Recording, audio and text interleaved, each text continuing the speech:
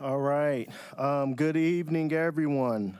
I'm sorry, Sharice. I'm going to cut you off. It's all right. It is Monday, May 4th. May the 4th be with you. 2026, 7 p.m. And we will now call the Urbana City Council special meeting to order. Clerk, will you please call the roll? Councilmember Wu. Here.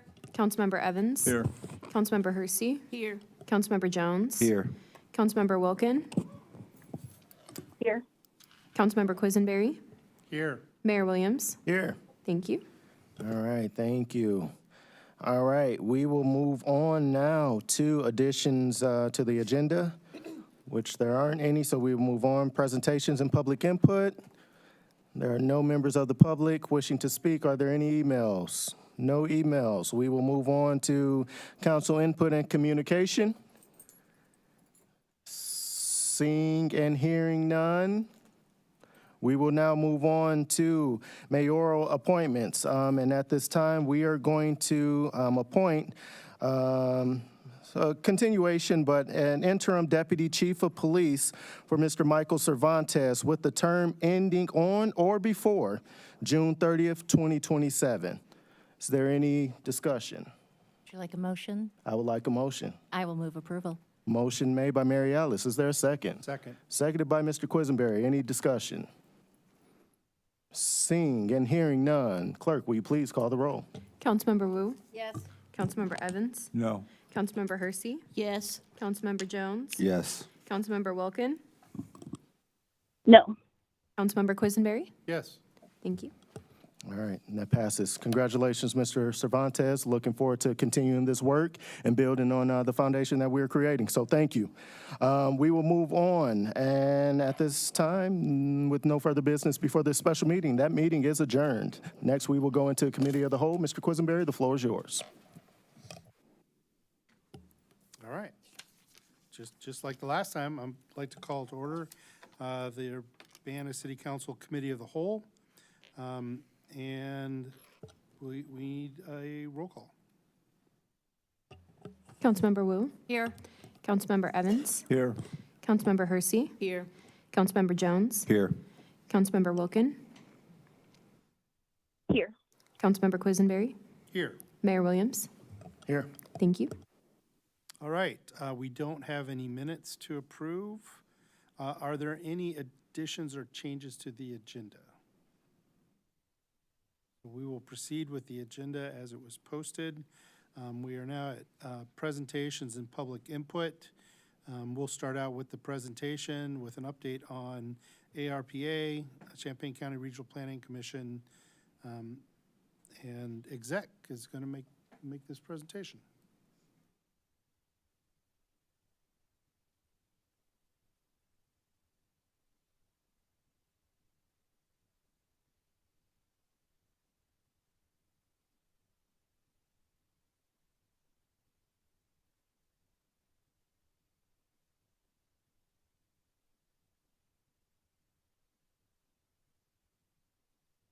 Please turn on the microphone and have it as close to you as is comfortable. Got that one? Cool. Hi, everyone. My name is JD McClanahan, and I am a planner at Champaign County Regional Planning Commission. And since Tarek moved to this position, or this project responsibility last summer, we've both been working on Urbana ARPA monitoring and reporting. So we're here to provide an update. Tarek, did you want to? Hi, I'm Tarek Azim. I'm the management analyst at the City of Urbana. Thanks. You have to lean in a little closer for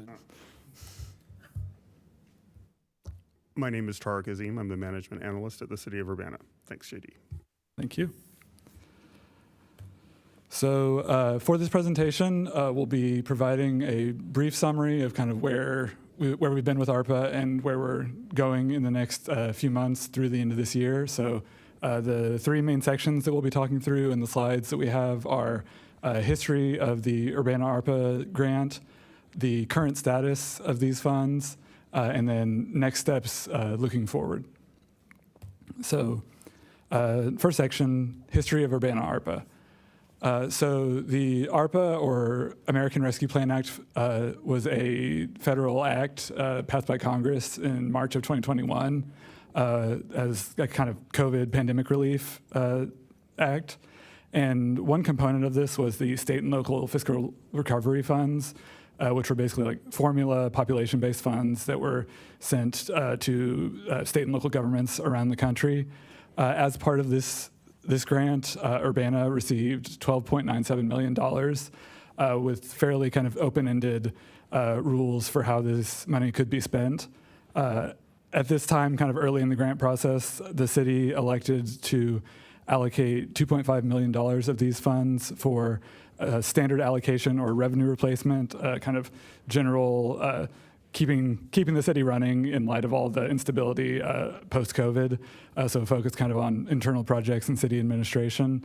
A little more than $415,000 was allocated towards program administration, which was the contract with Champaign County Regional Planning Commission to create the plan to guide the spending of these funds, to create the application process for determining where the funds went, and then for the last few years to do the standard quarterly reporting and project monitoring and other kind of ongoing responsibilities. And then the remaining little more than $10 million was allocated towards an open application process. So like I mentioned, we city and RPC staff kind of created a plan up front and then created an application process and then solicited local organizations to apply for funds to use to best serve the Urbana community. As a result of that application process, the Urbana City Council approved 25 initial projects for that $10 million in early 2023.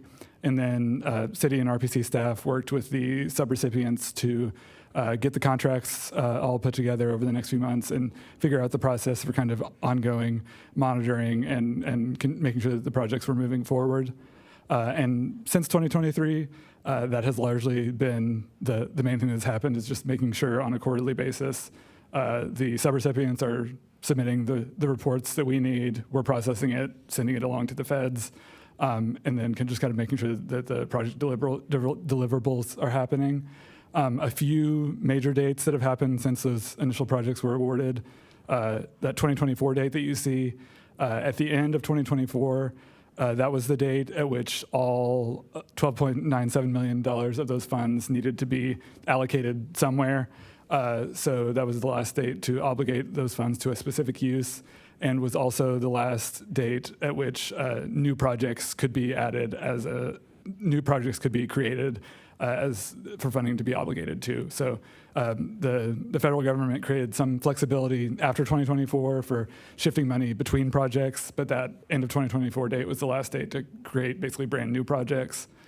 And the city did at that point have some unspoken for funds. There was one project that got canceled, one project that realized that they would not need to spend all of the funds that they were allocated, so they had free funds. And then I think there was a little buffer money from that $10 million that was just kind of left as a buffer in the initial allocation. So at that point, at the end of 2024, the city leadership did create two new projects, one in Urbana Public Works and one in Urbana Community Development, to obligate those remaining funds. And those two projects kind of built on one existing project each that both of those departments had applied for and received in the initial 2023 process. Another major kind of date and point in the timeline, as we're all aware, at the beginning of 2025, new federal administration took over. And one part of this was language from the executive branch about increased vigilance, about compliance, making sure that all recipients were following the rules. On the ground here, that did not really have any effect on how we were handling the projects, but it was just emphasizing the need to make sure we were crossing our T's, dotting our I's, making sure we were following all of the rules in case any questions about that did come up. And then the last major date is the end of this year, December 31st, 2026, is the deadline to spend all $12.97 million that we received for this grant.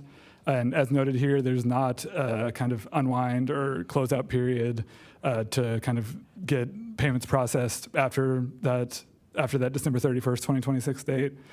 So staff are working to make sure that there's processes in place to make sure all that money is spent, put to good use by that time, to make sure that we're making the best use of those funds. So with that quick history, I'll bring us to the current status of these funds. And these next few slides are specifically focusing on that 10 million, or exactly it's $10,059,380 that was awarded for those kind of that competitive process that the city held.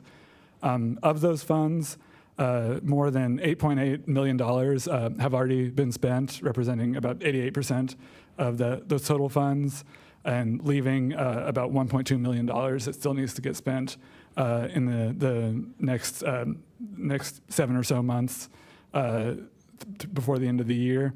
When you take that money, that $8.8 million that has already been spent, and then add what staff has called the credibly allocated funds, so this is funds that haven't been spent yet, but that there's high confidence that it will get spent on what it is designated for.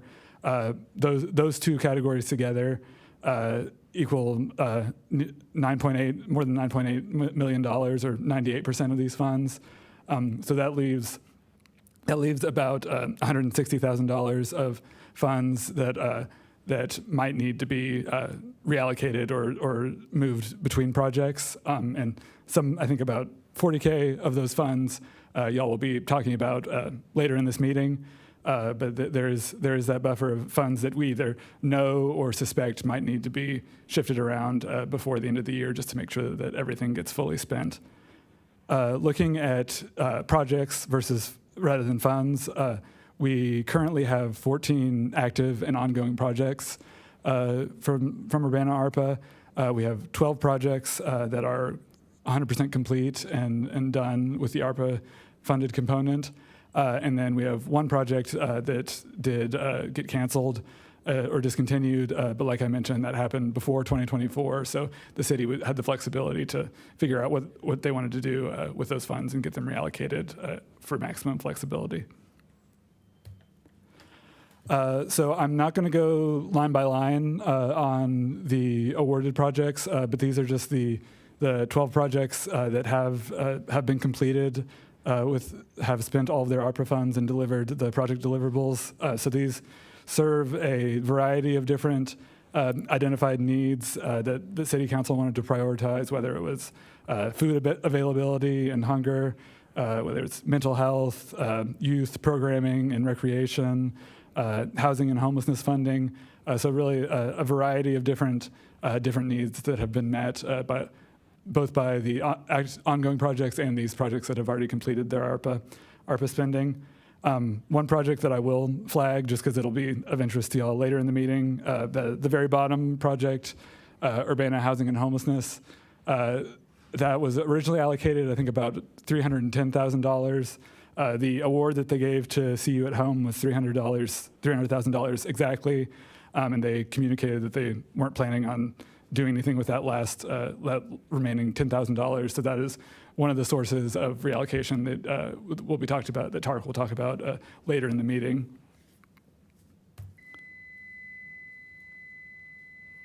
How much more time do you think you'll need? Another 5 minutes or so should be. Can we get a motion? Move Tarek to says 10. Extend the presentation for another 7 minutes. Second. All right. All those in favor say aye. Aye. Any opposed? Thank you.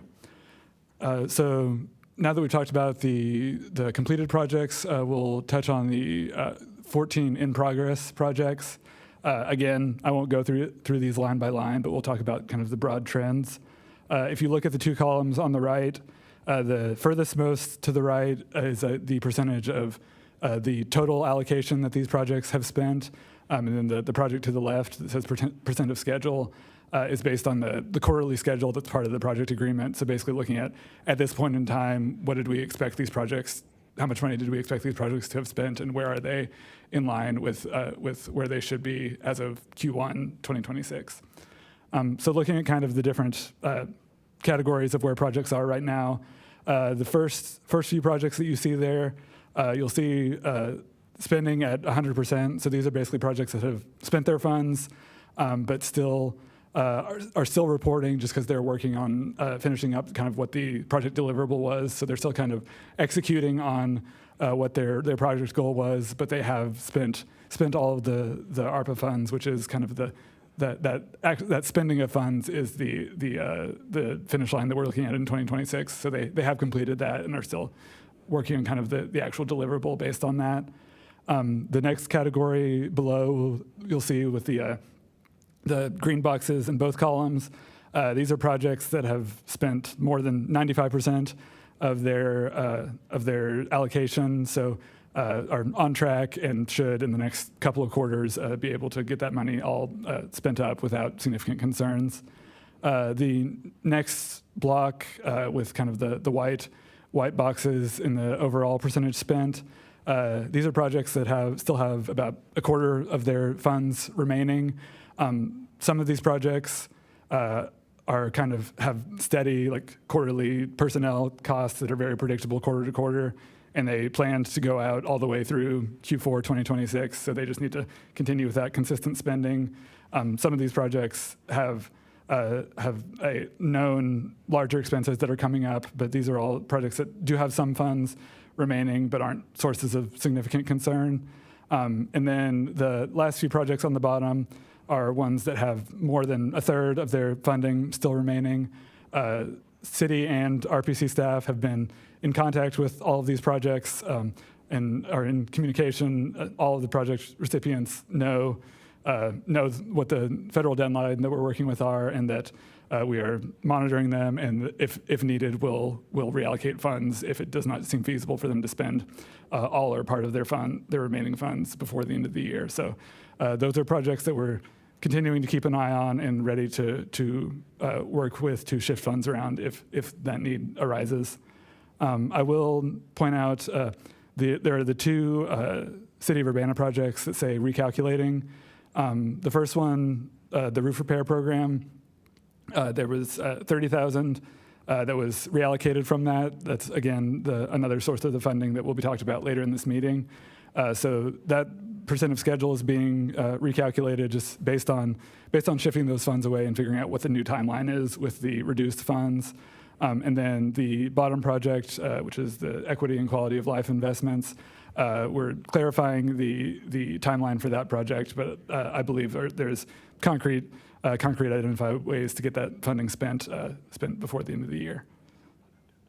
Yeah, no pun intended on concrete. Next steps. Based on all of that, there's kind of two major processes through the end of the year that we'll be working on. One, like I mentioned, is continuing to monitor subrecipients for further reallocation. So I think especially in the next few months, but all the way through the end of the year, monitoring the spending and trying to figure out, okay, is this project going to be able to spend all their funds? Does it make more sense to shift this to a project that is able to spend more quickly? Making sure that we do what we can to get all of the city's money spent in the most effective way so that we don't have to send any of it back to the feds at the end of the year. And then the second bullet point, ensuring maximum community impact and spend down and updating processes for end-of-year reimbursement. Like I mentioned, there's not really a buffer period after December 31st to get all of the money out the door or do any final spending processes. So Tarek and I are working with the subrecipients to communicate, hey, if you are planning on spending in Q4, try to get it all done as soon as possible. We don't want to be, we're setting up processes to get that money spent, get it to subrecipients, get it spent so that we're not in the final weeks and worrying about any of that money actually getting spent. So working on clarifying those processes to make sure that all of this money is spent effectively and according to the federal rules. And with that, like I mentioned, we'll be talking about the kind of short-term reallocation process later in the meeting, and Tarek will be taking the lead on that. But if there's any questions that you have at the moment, I'm also happy to answer them. All right. Do we have any questions? Mary Alice? Hi, thanks for the update. It's always good to see how things are going. Can you talk a little bit about the discontinued project? Yes. Like I mentioned, it was pre-2024, so it's a little, memory's a little hazy at this point, but that was the Housing Authority had funds allocated for a short-term or a that's single-room right. occupancy Yeah. project. On Cunningham, yes. Yeah. And I Same, yeah. I think the real estate deal, I think maybe other funding sources, I don't remember the exact mechanisms, but they communicated to us that that project fell through. So that was why that project was canceled and those funds reallocated. And would you be able to pull back the matrix up of the amount spent? Yeah, there, thank you. So if I remember correctly, Urbana Neighborhood Connections was going to be a bus. Is that right? Yes. So their vehicle purchase, that is the component that's already done. And then They were going to do some repairs to the building. yes, fire safety at their facility was the other component of that, and they're I think working on trying to identify I think vendors and a distinct plan for that. So I think that's part of the tracking is making sure that they are on track to get that done, and if there's an issue, figuring out how to address it. And is there, what degree of confidence is there in terms of them being able to get that work done in time? City staff has been in some conversation with them. From a high, medium, low standpoint, probably medium. They are one of the two that we are watching very closely at this point. Okay. And then you said it was approximately 160,000, is that right? That we might have to think about how to leverage that in. Okay. So I'll hold my questions until we get to that portion. Thank you. All right, any other questions? Grace? Yes, thanks so much. I have a clarification question, and while we're here remote, just to point out, spread the word that things at the bottom of the screen get cut off with the UPD kind of log display. If we just want to make sure that's clear for presenters. Just at home, I missed some of the bottom of that table. So if we could, first question, I guess, if we could please share these slides so that I can have the full view. I don't think they were in the minutes or emailed. So if I could have the slides, that would be super helpful. And then my other question is, if you could clarify, there's about 160,000 that we expect to be unspent from the ARPA money. Is that correct? Yes, that's correct. Maybe a clarification, not Thank you. unspent, Unspent. but will need to be reallocated. Yes. We intend to might get to be. zero. Yes. Yeah.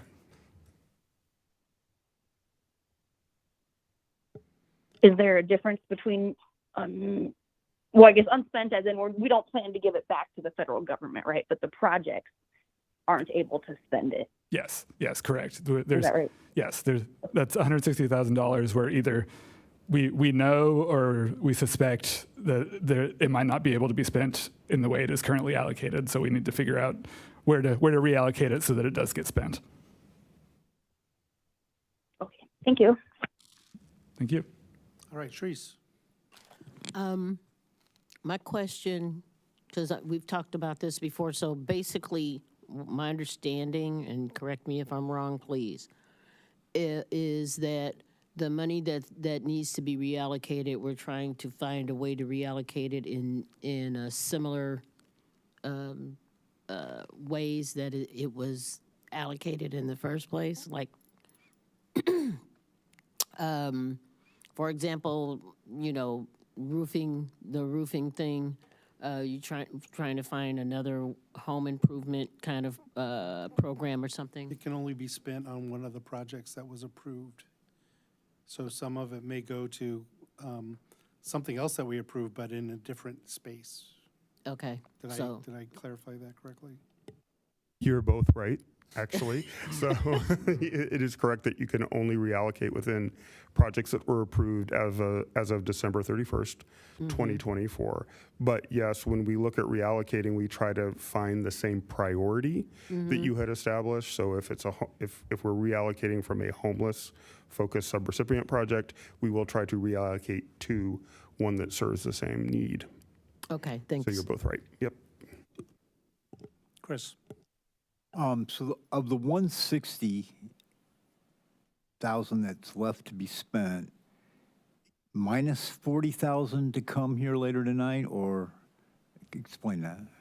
Yes, yes, I believe the 40,000 tonight is part of that 160. So it'll, yeah, assuming all goes forward with tonight's, it'll be 120 after that. Yeah, not counting the votes here, but it would be, if it was allocated, it would be 120 then we would be left with, right? Okay. Mary Alice? I'm sorry, I have one final question, and I just want to confirm, and you're probably going to talk about this, but any project that is already closed we cannot put funds towards that closed project. Is that correct or incorrect? As far as I'm aware, that's not Okay. a rule. I think if it was obligated before 2024, I think it can be reopened. If that was of interest, I could look into it. But as far as I'm aware, that's not Thank you. That's not against the rules. Yeah, I'll second that. We think we can reallocate to quote unquote closed projects. I think the issue is doing cold restarts on projects that have kind of gotten out of the habit, and that's also something that we're looking at. All right, any other questions? All right, thank you very much. Thank Oh, you. I'm sorry, James, Grace? may I have one more? Sure. Sorry, thank you. I was just wondering when it's that 160 total and maybe 40,000 or so that we would potentially reallocate later tonight. I was just wondering the plan for the rest. I guess, will we get to that bridge when we get there, or is there a plan for reallocating potentially the rest of those funds? Tart can correct me if I misrepresented anything, but I believe kind of the plan that we've talked through is working, I think, through the first half of the summer, I think through this quarter, seeing where those projects are in the progress that they've made, and if they appear to be if they appear to be behind schedule, that will be the point where we are looking by like midsummer to reallocate funds towards a project that could spend that money in the next 6 months. So, yeah, I think later midsummer. So in the next few months, I think we'll be working on trying to flag what the conditions of those projects are, and then bringing those back to you to determine how to move forward with those funds. All right. Thank Thank you you. very much. Thank you so much. Thank you. And no public has joined us since we had the presentation. I just gave them a chance to show up and talk. And we don't believe we have any letters. So we will move on to staff reports. And the first staff report, and only staff report, is a presentation on the capital improvement plan.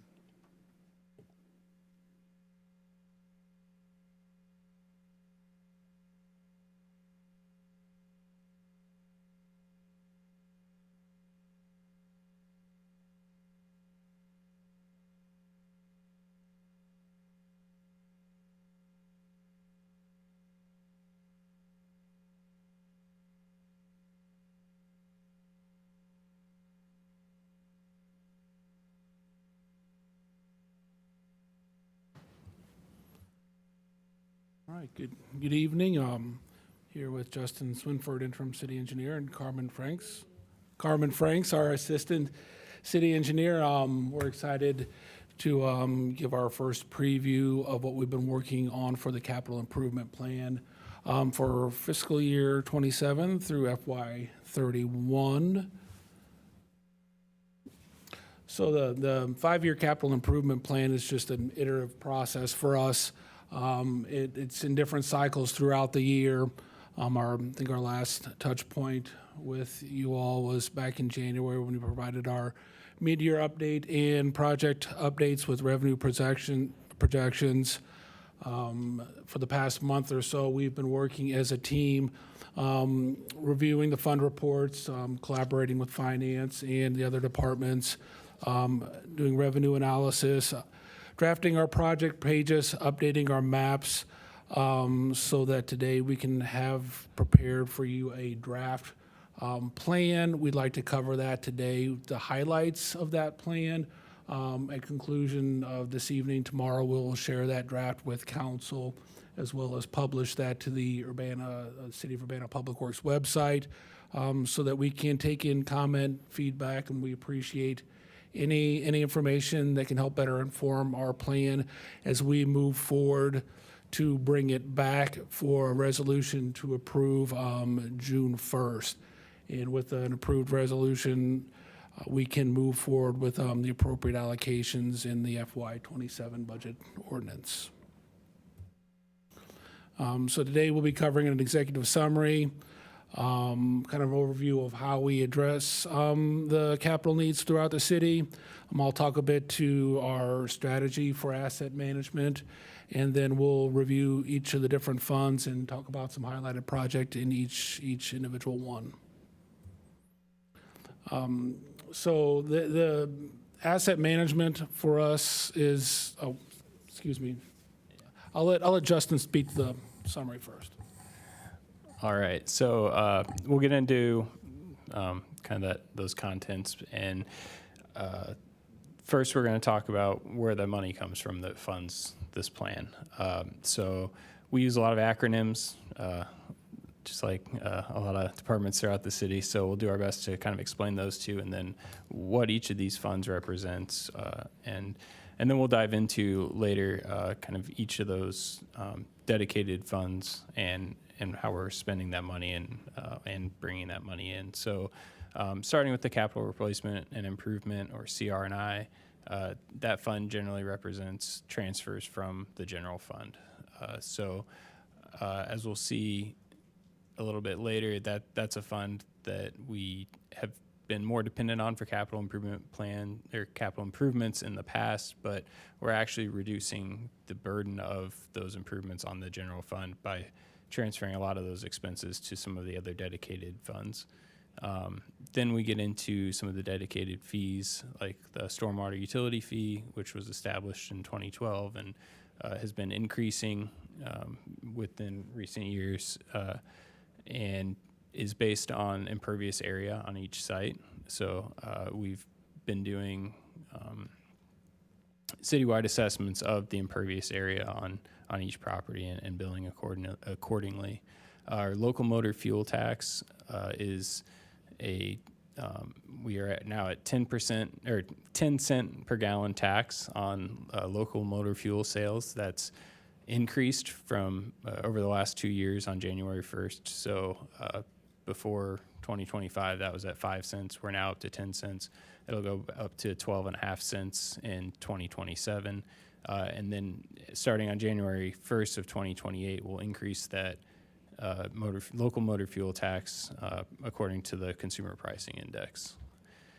State motor fuel tax is the allotment of the statewide motor fuel tax through IDOT, and those funds generally require more stringent kind of reporting requirements and spending, and so we generally reserve those for our larger capital improvement transportation projects. And sanitary sewer benefit tax, that's a fee that was established in 1980 and is based on water usage, and that generally funds our sanitary sewer system operations and maintenance. And then we do our best to work with other departments where there's money available through the TIF districts, community development block grant funding, and then our parking fund as well to incorporate those funds into relevant projects. And then we are always looking for other ways to fund projects through external grants. Carmen will speak to a few of those projects where we're able to get some grant funding for upcoming work. So then this is a busy chart and is included in the CIP document itself, so I won't linger on it too much, but I do want to show that we are in FY27, the upper left pie chart that shows a big red chunk represents those dedicated fees, so like the motor fuel tax or sewer fees, and then the purple is the external grants. And so in FY27, we don't have much of that grant-funded work, but over the next 5 years, that purple slice really increases, and that reflects a lot of the grant funding that we have been awarded, are in the project or in the process of getting agreements for, such as our RAISE grant for Florida Avenue. And then as far as spending goes, similarly, we're spending a lot of money out of those dedicated fees in FY27, but looking at the future spend, the increase in the external grant revenue is reflected through increased spending through our state motor fuel tax fund, which is how those grant funds are administered. And then, as mentioned about the local motor fuel tax increase, we're going up to 12.5 cents per gallon in 2027. And this has really been a great boost to our ability to provide operations and maintenance for our streets. And we'll talk a little bit about some of the annual projects that we've set up with those funds. All right. So now I'll talk a bit about how we manage our assets in the city, and it's pretty much the same philosophy and principles, regardless of the infrastructure type. It's essentially managing the inventory, understanding what it's worth, how old is it, what is its age, its condition, and then how do we utilize that, and what are the activities that it supports and the consequences and risks of failure. We have a lot of tools that we use. We're leveraging technology in Public Works. Recently, we've switched to in-house servers for our GIS data. That's given us a lot more flexibility in using that as a tool more efficiently and having the ability to manipulate and put together the maps and the plans. That GIS information feeds into a new software program that we use. It's called OpenGov Enterprise Asset Management. And we're basically tracking all of our work through that program, both our reactive work, so our internal, external requests for services all go through that program. They're routed to the supervisors and our staff to be addressed, and we're tracking work against those assets. We're also using it to track our systematic work, like our systematic cleaning and televising for sewers and our joint and crack seal programs, lighting replacements. All those work is being inputted into that system so that we can get our hour rates, equipment cost, and provide reporting back on that. And then we're also using it as a tool to build out and plan our projects. So we can pull up in one quick map overlay all of our planned projected projects that we have out looking forward. So it's a great visual representation for us internally as staff, but to also be able to share with the public. Those tools help inform us and basically creating the plans. They feed into master plans, the facilities master plan, the roadway pavement planning. We'll speak a bit to future plans for storm and sanitary asset management, and then we use all that information to consolidate and put together the best, most efficient way to spend these capital dollars over a 5-year project planning that, like I said, is iteratively throughout the year and across multiple years. About 2 years ago, we did a very high level valuation of all of our assets in the city, and this pie chart reflects $1.8 approximately billion worth of assets from pavement, sidewalks, sanitary sewers, stormwater, harbor and landscape, bridges, facilities, lights, signals, and signs. So obviously that reflects a significant amount of planning, resource, and determining what is the best way to allocate limited staff time and limited resource to maintain these. And our next slide speaks to a specific strategy that we've employed recently. We're sitting at about 92% of what we feel should be a reasonable targeted spending for operations and maintenance. So plainly spoken, this is trying to keep the fair and good assets in that condition before they degrade to a point where we have to reconstruct. We'll speak to some of those projects, our bituminous surface, our HP slurry, joint and crack sealing, patching projects, keeping those kind of good state assets kind of at that condition, so we're not running into really the high dollar capital projects like complete road and street reconstructions with the increasing costs that we're seeing across the board everywhere. Obviously, we feel those same types of pains when we're trying to plan our work and stretch our funds as far as we can go.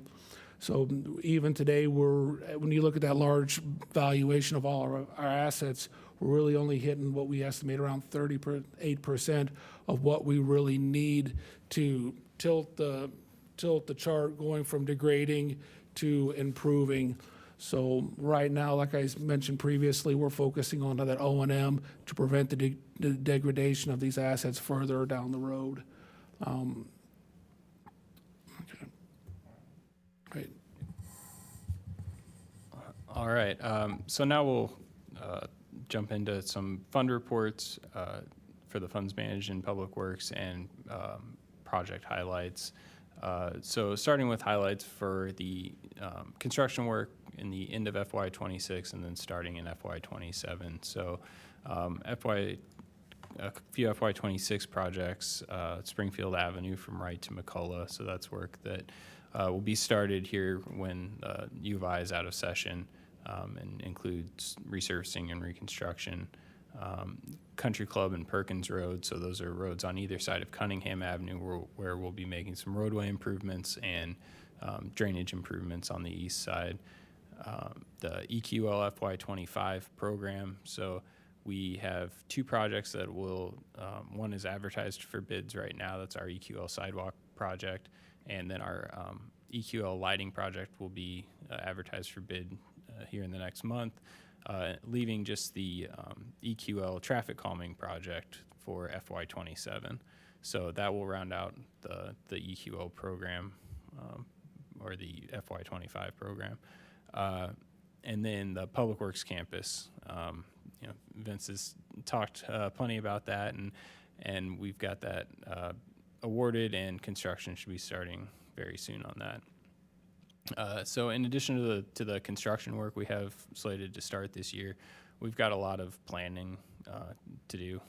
So we've got Florida Avenue from Wright to Hillcrest. That's our RAISE grant funded project that is slated for construction in FY28.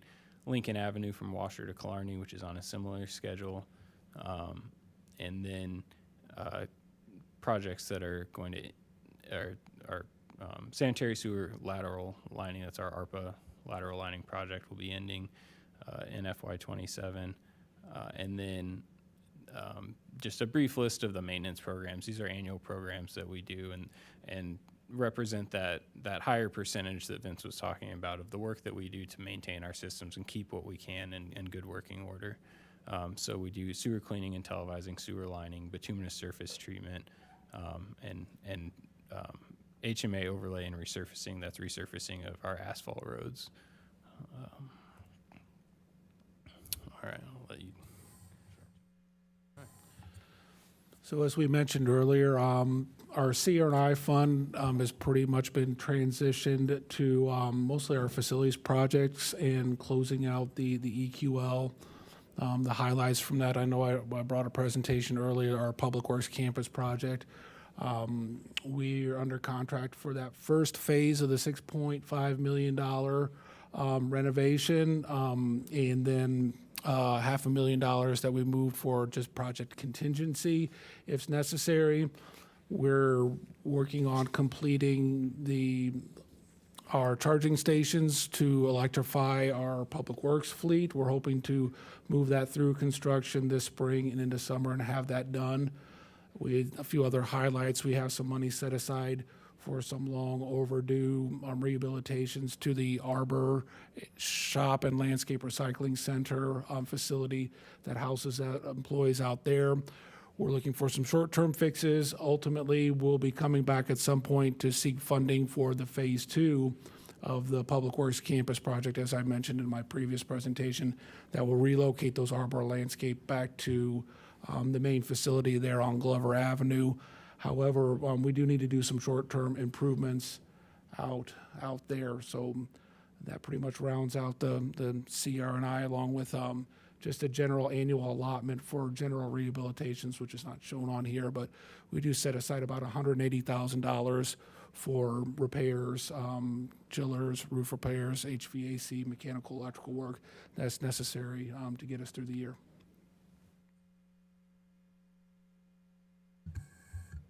Okay, so the EQL projects, the FY22 EQL projects were completed last year in 2025. So that was installation of some sidewalk and streetlights in various locations. The FY25 EQL program has been mentioned a few times now. Those are getting under construction before the end of this fiscal year for the streetlights and the sidewalks, as Justin mentioned. So both of the streetlights and the sidewalk projects are in the Silverwood neighborhood. And then the 3 traffic calming locations that will be happening in the upcoming fiscal year are mostly crosswalk installations on Broadway, Kerr, and Cottage Grove. And yeah, this is funded entirely from the CR&I, except for an additional $300,000 from the ARPA fund that was approved by council previously. It was just money that will not be spent for the sanitary sewer lateral program. This is shown as an additional line item for FY27, but we intend to encumber it in FY26. It's just brought out as its own line, really for accounting purposes to help with tracking for ARPA funds. Moving on to the stormwater utility fee or fund, which is funded by the stormwater utility fee. So this is a summary of, the allocation of the funds, with operations expense being 30% of that as a transfer to the general fund for administrative costs. The remainder of that are annual programs that are in place to help meet our MS4, our municipal separated storm sewer permit with Illinois EPA. And then the rest are maintenance and project expenses. I'll cover one of the projects. So kind of jumping around, this is one of the projects, the Boneyard Creek Sedimentation Basin. So we had a study completed for this project last year. It's looking at installing a sedimentation basin on city-owned property upstream of the Boneyard Creek crossing. So this is next to a community garden currently. So the plan is that there will still be space for the community garden, but we will also be able to install this sedimentation basin to trap sediment before it can flow downstream to the Boneyard Creek crossing. And it'll be an easier way to capture that sediment than the current situation where it's very difficult to get maintenance equipment into the crossing. This will provide a water quality benefit as we remove this sediment from the stream and, like I said, reduce the maintenance needs downstream. So I mentioned we did the study last year. We're going to be moving into the design phase this upcoming fiscal year. And I guess I can talk about the construction fee too. So initially we had $400,000 programmed for the construction costs. So that's what you're seeing in the FY27. But as we move through this concept design, the estimate that we got for construction was much higher than anticipated. So currently we have funding covering the design, but this would not fully cover the cost of construction. And we plan to work with our community development to see if there's some central TIF funds that could help fund this, because it may not only be a sedimentation basin built here, but also a plaza or more of a beautification effort here to connect this part of the stream to Main Street and downtown. Yeah, I think that's all I need to say. All right. And then moving on to what we do with a lot of our utility fee money, stormwater utility fee and our sewer benefit tax is the operation and maintenance work. So sewer cleaning and televising is something that we do to A, clean out those sewers, and then B, do an assessment from the inside to determine the condition of those sewers. And these projects are really good for highlighting where we need to make repairs. So it costs money and gives us the opportunity to spend more money. But it also helps us to verify the data we have and make sure that our maps are accurate, and just have a really good understanding of the infrastructure that we have in the ground. This pairs with our sewer lining project, which we'll actually talk about as part of the sanitary sewer program. But we spend a lot of time and money on assessing the condition of these sewers, making repairs, and then lining the sewers to try our best to maintain the infrastructure we already have in the ground so that we don't have to replace it or build new. So now we'll move on to the local motor fuel tax fund. Like I mentioned earlier, this is a fund that has increasing revenue year over year. So that has really allowed us to kind of round out our maintenance program for our streets. We've been able to implement kind of a new asphalt overlay and resurfacing project. So the first we'll see of this, it will be Main Street in FY27, likely construction in 27, or I guess will be construction in 2027. So we'll work on design through the rest of this year. And that will be from Vine Street to Weber. So not including the intersection of Vine Street, just east of Vine Street to Weber Street. And this program allows us to rip off the top couple inches of the asphalt pavement and put back new pavement on top of it. So that type of work is really best for those surfaces that are 20 plus years old and have kind of reached the end of their useful life. Future projects then include Broadway Avenue from Water to Park, and then moving south in FY29 on Broadway Avenue from Elm to Water, and then Main Street through downtown from Cedar to Walnut in FY30. And then our bituminous surface treatment. A lot of people know this as oil and chip. And this is a program that we've developed a 5-year cycle to do 5 zones around the city and resurface those streets that are already a oil and chip street. What we've also done with our recent increase to the local motor fuel tax is a pilot program of a high pressure slurry as an alternative to oil and chip, and also a way to convert other streets to this material so that we can apply our oil and chip surface treatment to those streets. And while oil and chip is seen as kind of a rural street treatment, it's actually something that's been really valuable to us to maintain the condition of a lot of those local streets. We don't have the funding to do asphalt streets everywhere or concrete streets everywhere, and these types of streets are really much easier to maintain than those other surface types. So this program has been really valuable to us to maintain the condition of a lot of our local streets. And I should clarify, when I say local streets, those are streets that see lower levels of traffic as opposed to what we would call arterial or collector streets. All right, moving on to our state motor fuel tax fund. So this is money that's administered through IDOT and for which we have to essentially do a lot of paperwork. These are the resolutions that we'll bring to council for projects. Council has to approve us spending money before we can even start a project. And then we have to follow all of the IDOT forms and procedures as we go through the design and construction. So we generally reserve these funds for the larger construction projects to reduce the amount of administrative work for them. So a project mentioned earlier, this FY26 project will be constructed here in 2026 into FY27 is our Springfield Avenue. This will be asphalt resurfacing with some reconstruction of the road. So again, once school is out, we will get started on this project.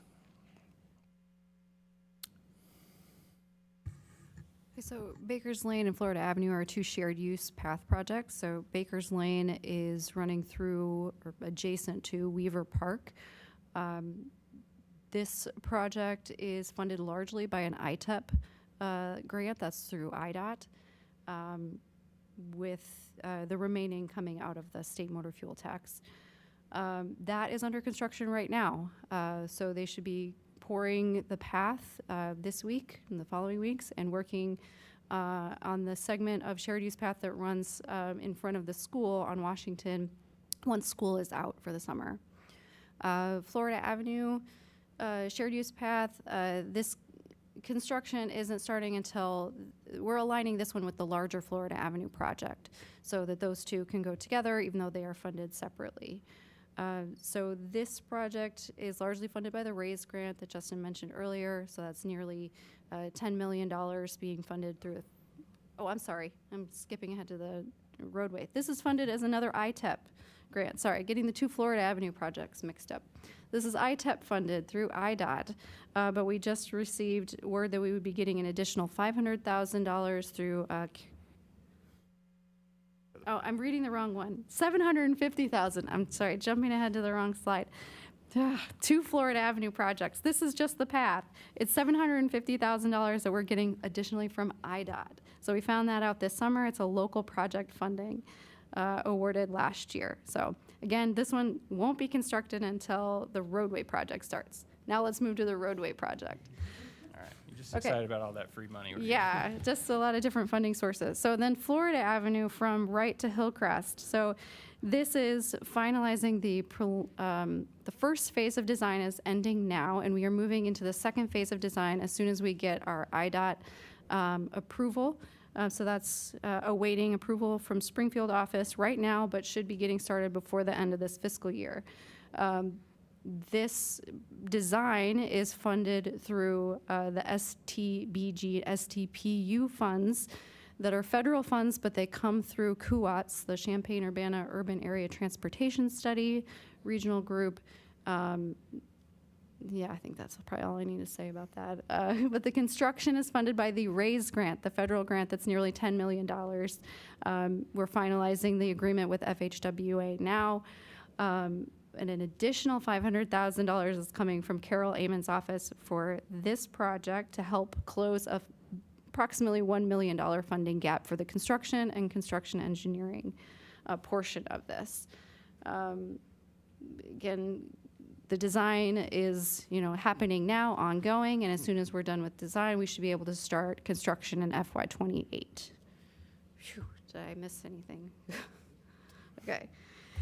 All right, another big project, Lincoln Avenue from Florida to Green. So this one, the corridor study was finalized last year, 2025. You all approved a resolution for the recommendations of the study.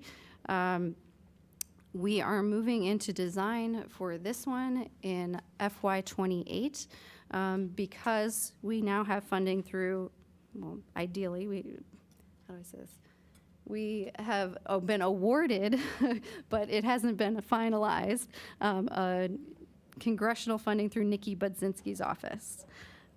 So this one will move into the first phase of design after the study in FY28, continue the next phase of design in FY29, and then the plan is to start construction in FY30 and end the construction in FY31.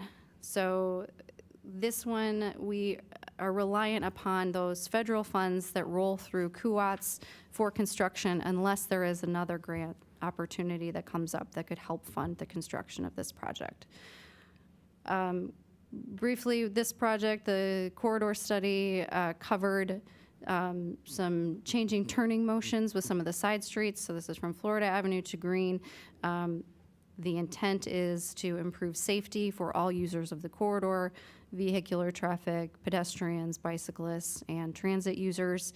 And we'll be consolidating and improving some of the crosswalks along this corridor as well. All right. Moving from South Lincoln to North Lincoln, and Carmen made a good point about safety. A lot of these projects that for which we're getting federal funding are centered around providing safety. And so Lincoln Avenue, we've received a lot of feedback. This is the project for which we're currently doing a demonstration of the complete streets configuration, and that is scheduled to go into June, at which point we will then revert that back to the 4-lane section that that was previously there. So it will go back as a condition of the grant funding that has been planned from the beginning. We certainly received a lot of feedback. We are taking a lot of that into consideration. We've had the opportunity to understand how some of our infrastructure works, especially as far as our traffic signals go, and we are continuing to see what changes we can make in the short term, and then use all of this information to feed into the long-term plan for the project. The phase one design was actually included in FY25. FY26 is our demonstration fund, so that's the SS4A grant shown there. And then FY27, we will move into phase two of the design, so that's putting the final plans together for the project. And then scheduled for FY28 construction with the federal STBG, STPU funds. Those are funds that are competitive, we'll have to apply for, but are otherwise administered through CUOTS. So we are also looking at other grant opportunities to fund the construction of that project. But again, we'll point out the purpose of this project. It wasn't necessarily to add bike lanes, it was to provide safety improvements for all roadway users.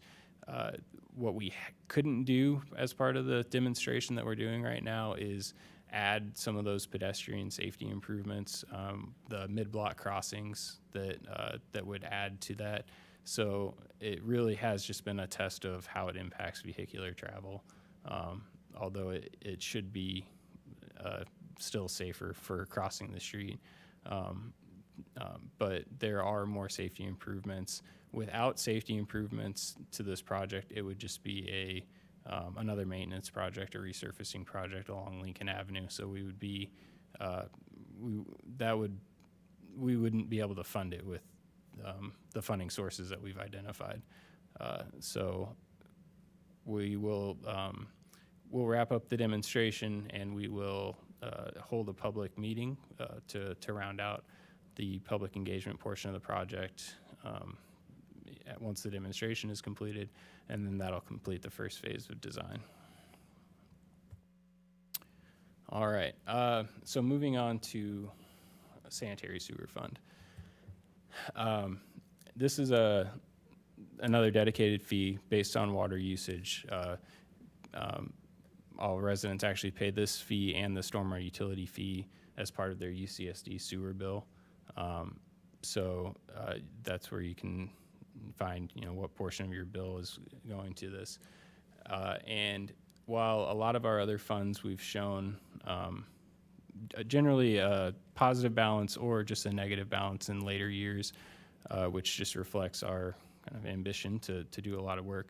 This is a fund where we've come up against a deficit much sooner, and that reflects an increased general fund transfer out of this fund to offset some of those operations or administrative costs, and then lower revenue projections for the sanitary sewer fund. So those are issues we're working through, and our FY27 budget actually includes a one-time $400,000 transfer from the general fund to offset a deficit that we were showing for FY27. So again, this fund was established a long time ago in 1980. We've generally operated it with the same kind of allocations by percentage for the projects that we do out of this, which are generally just our sewer repairs and our sewer lining projects, as well as some programs that we offer, like our sewer lateral pavement reimbursement program and overhead sewer program, that are both programs that are intended to help homeowners with the cost of owning and maintaining their sanitary sewer on their property. And we are due for a sanitary sewer asset management plan that will inform what needs we have for possible future changes to the sanitary sewer rate, but that's going to be based more on what more we need to do, not just correcting this deficit that we're showing here. So to speak a little bit about the work that we do through the Sanitary Sewer Fund, sewer lining is one of the best tools we have for maintaining our underground infrastructure. This is a method of just inserting a new pipe into the old pipe. We can do this 1 to 2 times before the pipe starts to get too small, but this allows us to avoid excavation, and we can use this to even make some repairs and line through some really bad sections of pipe, but it allows for essentially extending the lifetime of sewer by about 50 years. We do this for both of our storm sewer and our sanitary sewer systems, and in addition to making those point repairs. And then lastly, Okay, so the sanitary sewer lateral lining project in the Dr. Ellis neighborhood is largely funded through ARPA funds, but a small portion are funded through the sanitary sewer fund. This is the pilot program in Dr. Ellis subdivision where we are working with there are 144 properties in the neighborhood. 133 property owners have signed on to work with us. That's over 92% of the residents consented to the first phase of the project. So that's cleaning and inspection of their sanitary sewer lateral lines. Then if we went through all the results of these inspections, aside from 17 or so properties that signed on kind of late, and we're doing those inspections now, and we will go through the results of those inspections with them very soon. But after the first phase, we had 109 properties that signed on for the second phase, and that includes this lining or rehabilitation, like Justin just talked about for our main lines, but we're doing these for their private lateral lines. And additionally, some of these required some spot repairs or some installations of clean-out structures. And our contractor is out there now and wrapping up the work in the next couple months. So this will be completed before the end of the summer, I believe. And we hope to come back with a presentation to council about the successes and the lessons learned for this project. There was a request from Reverend Dr. Underwood, who has been an active participant in this project. So she requested that, if we present this project to council, that she come and present with us. So I look forward to coming back with her and presenting later this year. So as I mentioned earlier, just leveraging technology and getting the information out and accessible. Just wanted to highlight a link here that we'll share out on our website and to you as well. Just an interactive map where residents can zoom in and click and view the links to the projects, and they have you can see representatively where they're at in the city, and then we can also click on those and it'll provide some more project information if the link will work for us here. try a little demo here.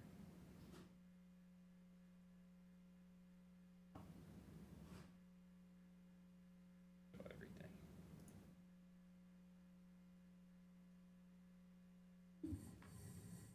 So yeah, so you can go to this. This link is on the city website.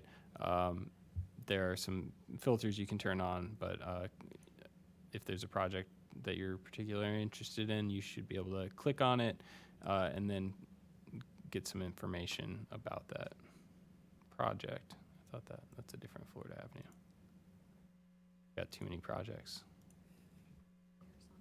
Yeah, so I was going to pull up the Florida Avenue project, but here you can see storm sewer cleaning and televising. So we won't mess with this too much, but it is an interactive map that you can use to see what's going on in your neighborhood.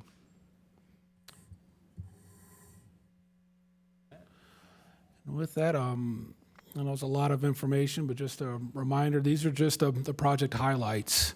So this is just this one portion of a very ambitious plan, and it's really represents a lot of hard work by a lot of hardworking staff members. We're eager to keep things going and doing well for the city. And we this time will take any questions or concerns from the group. All right, what questions do we have? Mary Alice? Hi, I just wanted to confirm a couple of things. I took some notes here and talking specifically about the grants that we've already received. So there's the Baker's Lane, there's the Florida, both the multi-use and also the complete refiguration of it. And then the two that don't have good notes on are, one, there was the Lincoln from, I believe it was from Florida all the way up to, what, Illinois? Is that right? Green. Green, sorry. And when we had talked about this earlier, the discussion had a lot to do with safety. And I know that we were applying for a grant. So is the grant that, we did receive a grant, is that correct? We were informed by Nikki Budzinski's office that they will be pursuing $810,000 for the community project funding. So that will cover our first phase of design. And is that contingent on all of the different safety changes being done? There were no contingencies made that I'm aware of. So we'll have to They f- received all of the information from the public outreach and the concept plans and everything that's on RPC's website from that. So no other contingencies, just with the information available, they've awarded us this grant. And so the $4 million to complete the project will have to come from somewhere, is that correct? To be determined. Right now, we are showing it as coming from a potential grant from CUATS with the federal funding that they receive. And then the grant for North Lincoln, that one has been secured, right? Yes, we have the SS4A grant. That really dictated the timing of this. We received the signed grant agreement in late February, I believe, and then turned around and got that project under construction as quickly as we could. So that covers 80% of the restriping of the road that we've done now, and then reverting it back. So that's just for the demonstration part of the project. Okay, so grants are with Baker's Lane, with Florida, some with Lincoln, not the $4 million, but the 800,000, and then some with North Lincoln. Did I miss any big grants? We will pursue additional SS4A grant funding for Lincoln Avenue. We don't show that here because Right. But these are the ones that are either already allocated or are very close to that final stage. we've been notified. That doesn't necessarily guarantee that we'll Sure. get those amounts. I think there's still some negotiating that has to be done amongst those at those congressional levels. But we've been notified that we will be awarded funding for these projects. Okay, and so Lincoln, what is fiscal year 2028, 29? I'm sure you guys have driven down Lincoln. It's in bad shape. It's really bad. Is there anything that we can do to address some of the condition before this that would kind of be a temporary patch? That it can depend on our operations crews have been out and we'll do the regular potholing, but aside from that, being so close to construction, and this would be partial reconstruction and then full mill and overlay, so full replacement of the roadway surface. So only being 2 years away from that, we'd have to really consider spending more money on that in the near term. Since we would just be ripping all of that out here in 2 years, and what that might cost us in other areas. So I guess depending on how severe some of those issues are or where they are on the road, and we always want to hear about that in case there are potholes or things that are creating safety concerns, but I don't know that we would spend additional money outside of our normal operations funds on a project that we're set to redo in 2 years. It's almost like Mario Kart trying to weave through the different potholes over there. Okay, thank you. Sharice. Justin, right? Yes. Okay, I'm gonna need you to speak up because I'm actually almost deaf in one of my ears. seriously. What I need also is to kind of understand, did you say that, like, so, the whole thing with the, because I've had some people question about the Lincoln to the Washer to Killarney. Right now, it's just a traffic study, correct? This demonstration is, it's pretty much just that. It's a demonstration of what we would otherwise have included in our future project. So this is kind of a new program through the Safe Streets for All grant program. Okay. Is we asked for construction money and we got demonstration money, and so that meant that we had to do this kind of trial of the lane reconfiguration, not because we doubt that it will work from a traffic standpoint, but because it allows us to see how it impacts the rest of the transportation network. How are people using the side streets differently, or what what that does to the kind of the whole corridor and the surrounding area. So that is temporary and will be removed in June. Okay. The other thing I want to know is regarding this demonstration. This is going to last for how long? Until June. Until June. And when you conclude this demonstration, what happens next? We do everything that we've done this year, but in reverse. So we'll remove all the striping that was added and put back the striping that was there before. So it will go from the 3-lane section as it is today back to 4 lanes. Okay, because I thought that was how it was. Because some people have said, you didn't let anybody know. We've been talking about this for like 2 or 3 years. So. So it's like, yeah, this, sometimes you actually have to watch a city council meeting. So the other thing I wanted to ask is that if the demonstration shows that the 2 lanes and the middle turn lane work better than 4 lanes, what happens after that? So we're going to start phase 2 of our project design once this is done. So over this summer, we'll start our next phase of design, which is putting together construction plans for the project. And then we have money budgeted in FY28. So as early as July 1st of 2027, we'll have money available to do that the road reconstruction and resurfacing. And that would then include the improvements that we identify through this phase. And now, in any of those construction plans, do you have monies possibly for a dedicated left turn signal, especially at Bradley and Lincoln, going north and south, and or some possible pedestrian crossings between Bradley and Killarney for students that when they get off the bus, some of them live further down the block.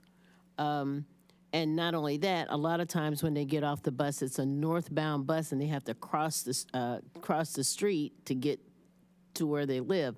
So, and that's a safety hazard to me, especially folks coming right off of the highway.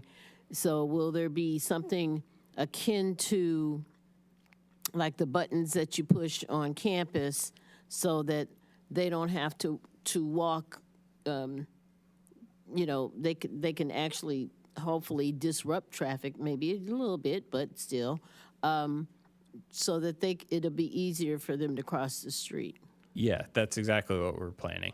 So I guess to address your first question about the traffic signal changes at Lincoln and Bradley, we actually, our traffic study has shown that while I'm sure people would like to have those left turn arrows from Bradley onto Lincoln, it's not supported by the traffic data because of how that would then impact the traffic along Lincoln Avenue.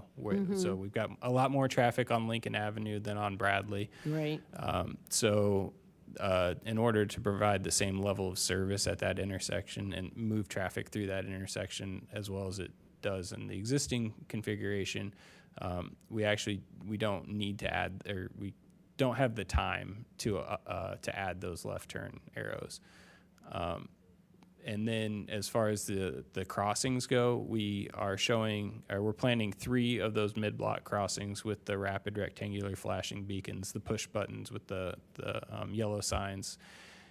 One at King Park, just at Washer, and then another between kind of across the street from the Vineyard and the I believe it's Onyx, the south apartment complex, or the apartment complex south of Bradley.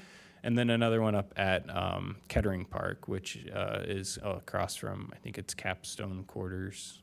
Okay, yeah.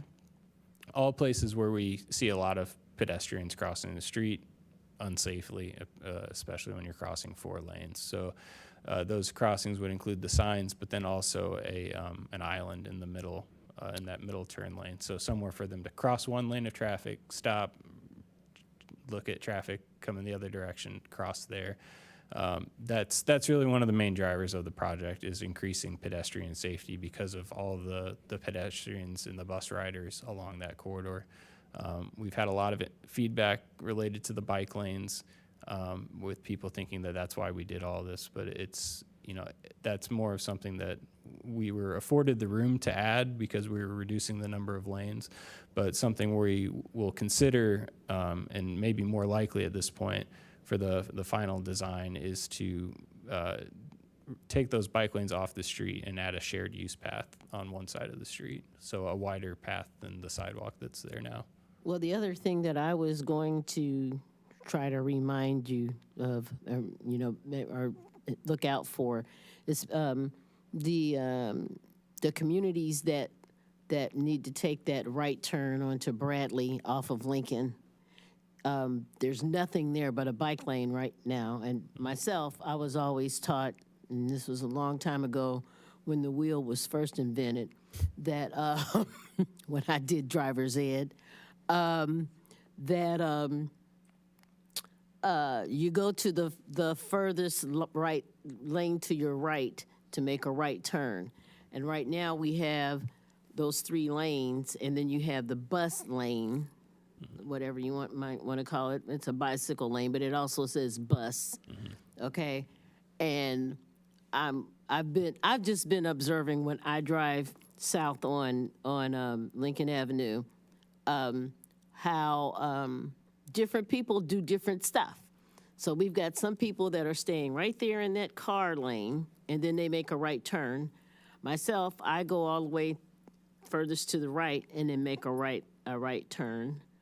I don't know what other people, like I said, when I started driving, you learned how to drive on the ice. I don't know what they do now, but there's different, so I think that needs to be clarified some kind of way, either by a sign or some kind of writing or something. Yeah, I think generally both of those maneuvers, both those turning methods are acceptable, and how that's typically indicated when we get near where we have bike lanes near intersections, is that bike lane line will become a dashed line, and that's an indication that there may be people crossing those lines. That's certainly an area where I think everyone just needs to be aware that we're sharing space, but it is okay to turn right from that through lane as it's designed. Because there's enough room. That's the thing. There's enough room to move over to furthest to your right, and that's why I just said there needs to be some Therese, clarification. do you have any more questions? I feel like we've gotten off the question. I'm asking what I need to ask regarding the area in my ward. Okay. So What's your question? I don't have a question. I'm just making comments regarding this right now. Okay, so I figured this is a good time to do it. All right, so I'm done. Chris? I think this was brought up at the time we approved all this, and that was by Alderman Quisenberry, and that is, your study goes to June, so you don't ever measure when it's home football traffic, right? Yeah, Correct. we talked about that. The demonstration won't capture those high traffic volume days. However, when we do traffic design, we take those 30 hot days of the highest traffic volume and we throw those out, because those are days where, regardless of the roadway configuration, there are going to be a lot of cars, there's going to be a lot of traffic. Generally, people are going to be aware that there's a different condition. What we are providing here is the safest condition on the normal day. And so, you know, on a normal Tuesday, when kids are riding the bus and crossing the street and there's typical traffic, that's when people probably feel more comfortable. And those are the days where we want to address these safety concerns. So no, we aren't capturing the football traffic days. We will have a busy weekend coming up here in a couple weeks, so we will capture that and see how how this lane configuration responds to that.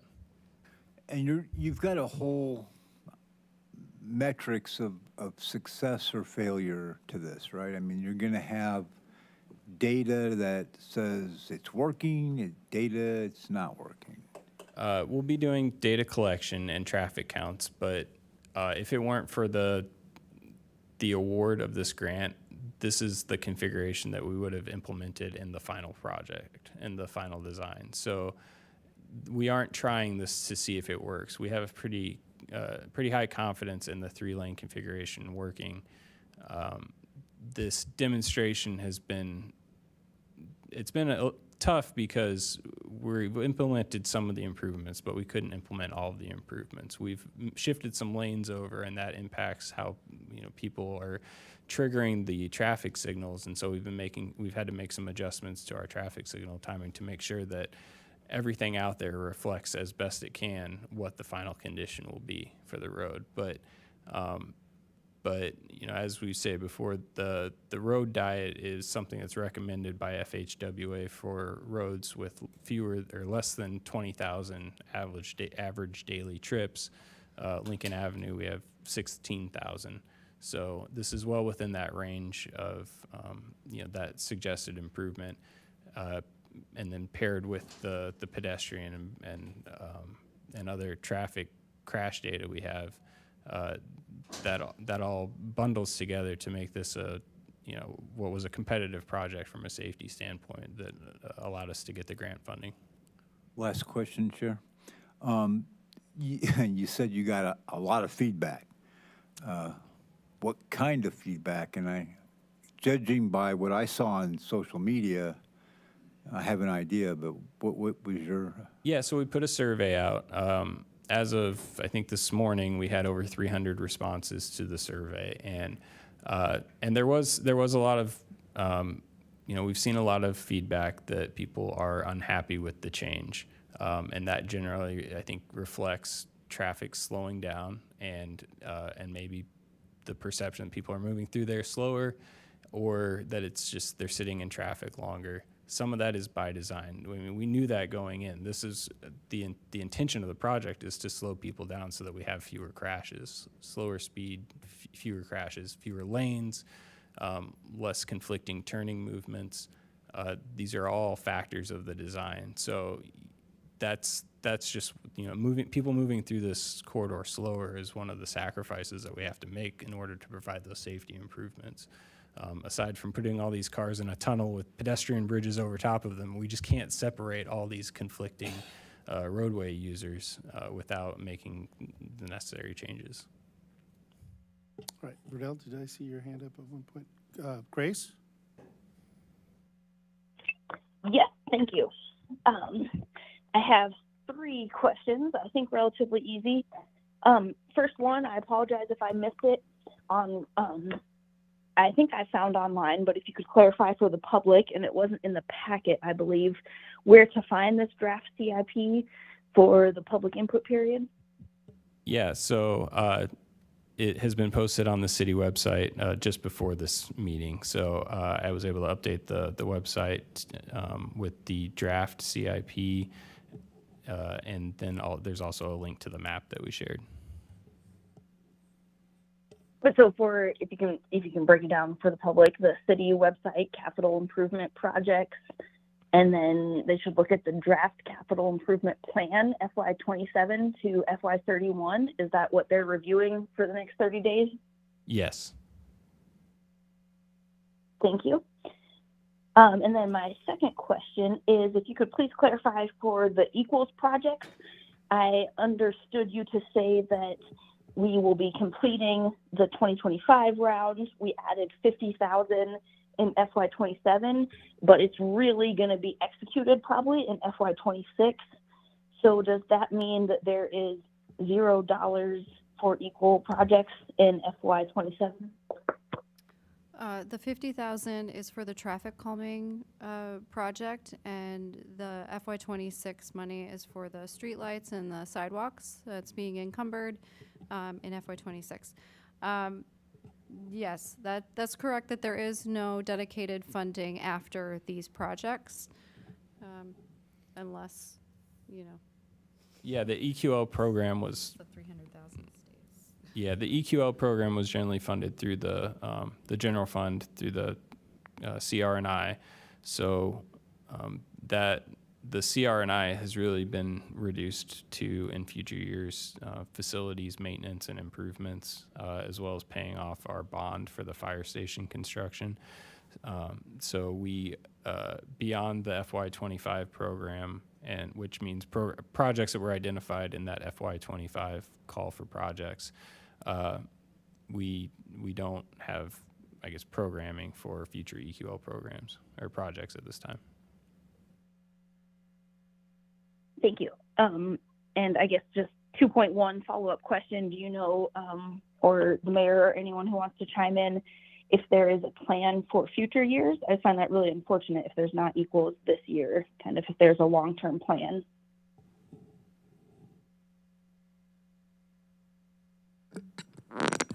For the FY27 budget, as of now, we do not have anything allocated to the Equals project, but with the support of working with Public Works Engineer, we'll be looking at additional, following years to be able to put funding into the Equals project at this time.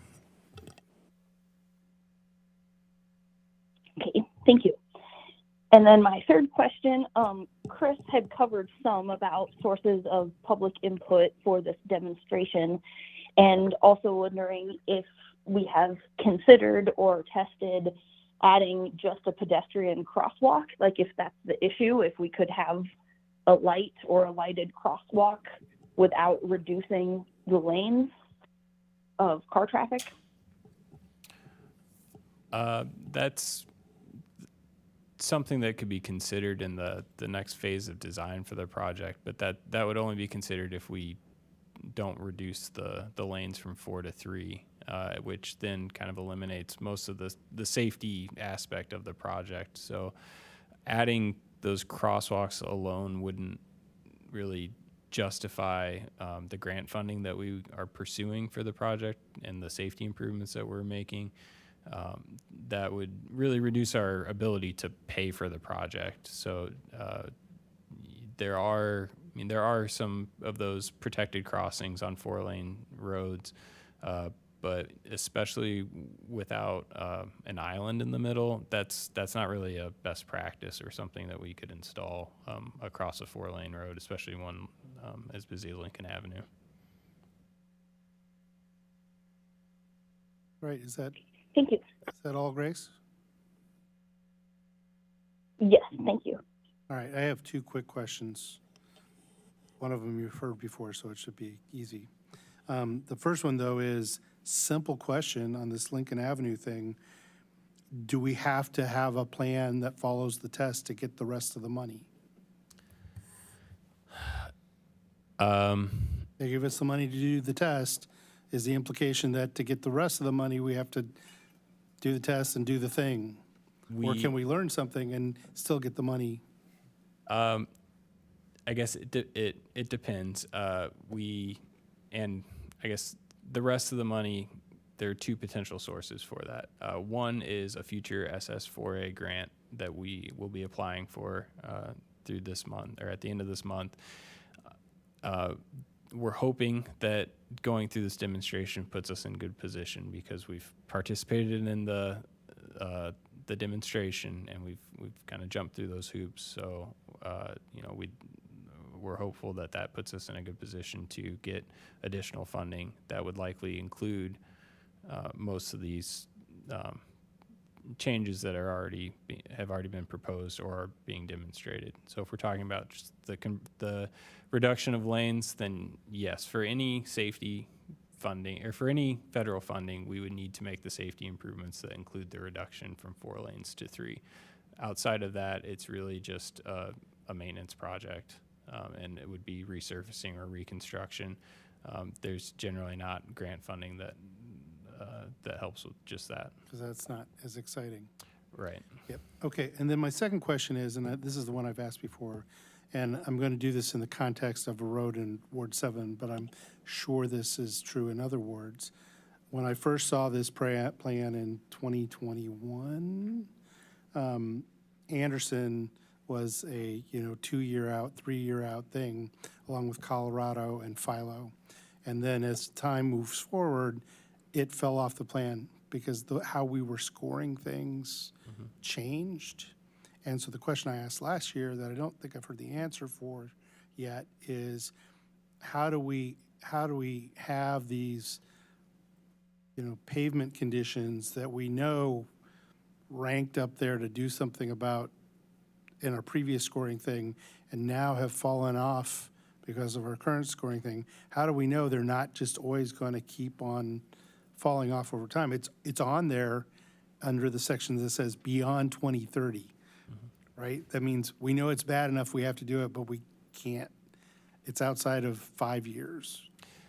Yeah, so I'll bring the slide back up again because it shows that the 92% of operation and maintenance, and those are like the bituminous surface or the oil and chip project that we can do to help maintain our pavement in good condition. And that's really also kind of similar to what we did on Philo Road and Colorado Avenue, where we took that top layer of pavement off and put a new layer on.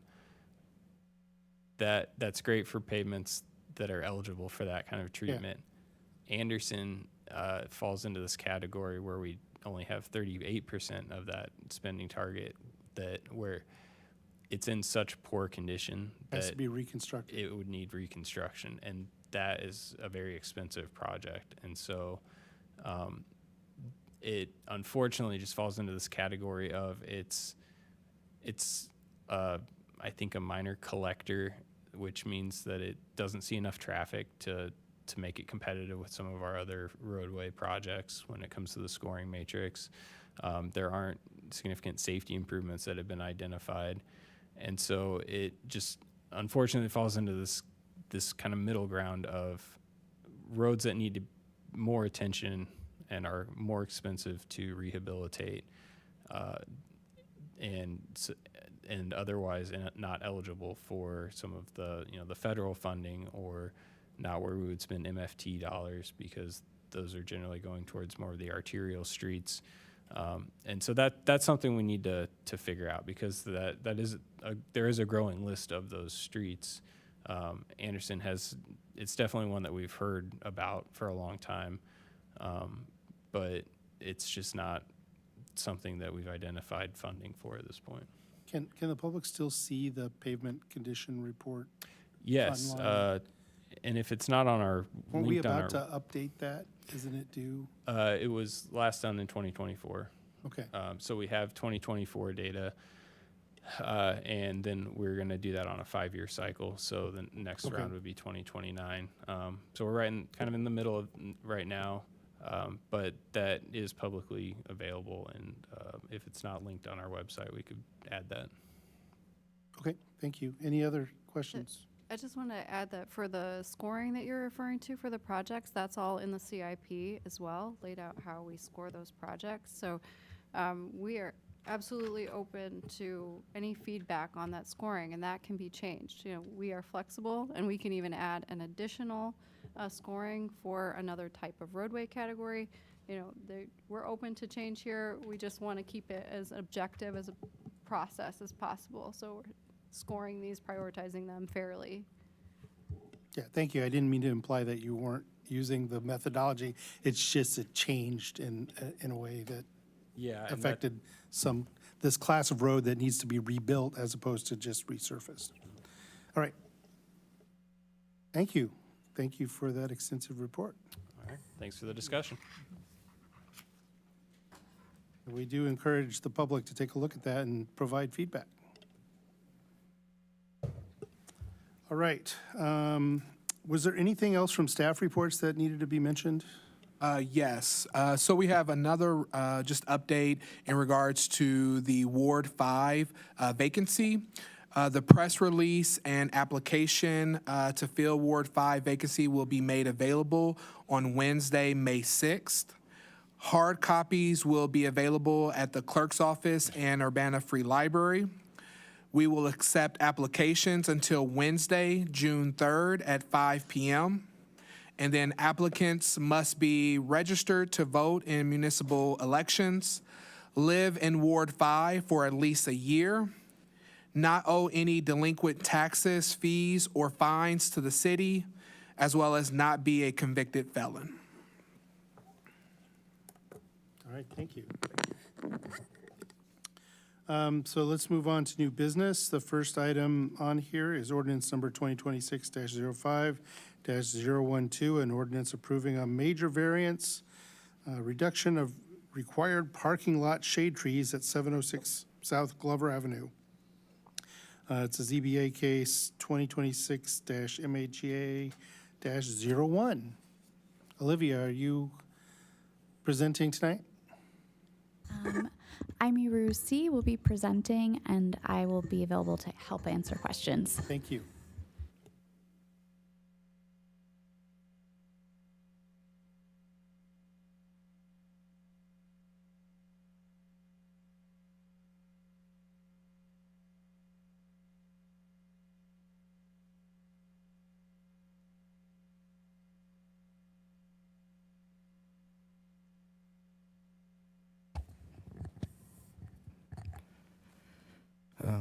Good evening, Mayor, City Council.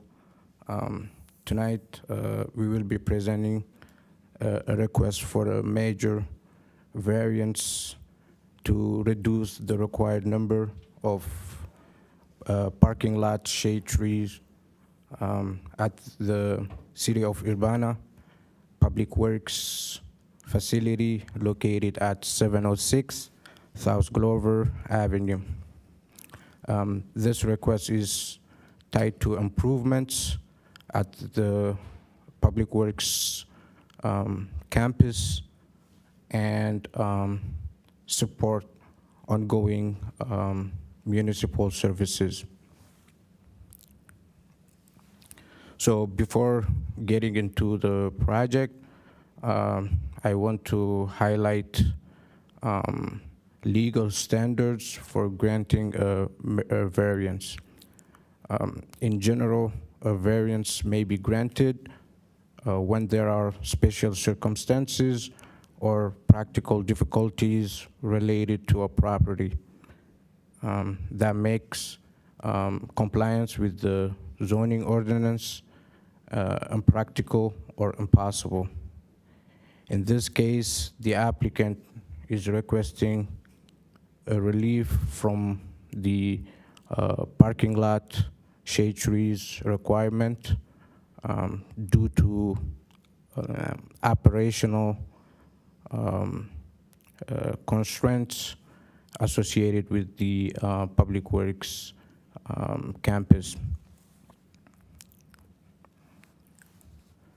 So now I will briefly explain the project. The site is the Public Works facility, which is necessary to provide municipal services such as maintaining streets, infrastructure repair, and snow removal. This is not a typical commercial property. It's an operational facility that must function efficiently every day. The improvements that are being made are part of the city's capital improvement plan and support long-term municipal operations. So now I will explain where the project is. As mentioned earlier, the Public Works campus is located at 706 South Glover Avenue, on the east side of Glover Avenue, between East Washington and East Oregon Street. The site consists of 3 contiguous parcels under the city's ownership. This site accommodates large-scale operations such as service deployment, maintenance, and vehicle storage. On this slide, you can see the drawings provided by the applicant, and they are critical to understanding the request. So, as you can see, the highlighted areas represent the expanded parking area and operational space. The large paved areas in the middle are used for fleet circulation, allowing large municipal vehicles such as snow plows, vector trucks to move efficiently and safely. Because of this, interior shade trees would interfere with turning movements of vehicles and reduce the site functionality. So the physical layout is what creates challenges with meeting the parking lot shade trees requirement. Now I will also explain the improvements as part of the capital improvement plan. On this image, you can see an example of a salt storage operations. This is used to store de-icing materials for winter operations and snow removal throughout the city. The improvements also includes the expansion of the fleet facilities, upgrades to building systems, parking, circulation improvements, and the construction of a new salt storage shed. So on this site, the circulation must be cleared, and is important to have usable space for vehicles and equipments. This is what creates challenges with meeting the requirement. Now I will explain what triggers the requirement. So the existing parking lot contains 77 parking spaces. This project adds 73 parking spaces resulting in 150 parking spaces. So the increase in parking lot is what triggers the requirement. And now I will explain the requirement. So under the city's zoning ordinance, parking lots with more than 20 spaces are required to plant one shade tree for every 9 parking spaces. Based on the total proposed parking spaces, 150, this would result in 17 shade trees. However, the expansion adds 73 parking spaces, and the requirement now becomes 8 shade trees.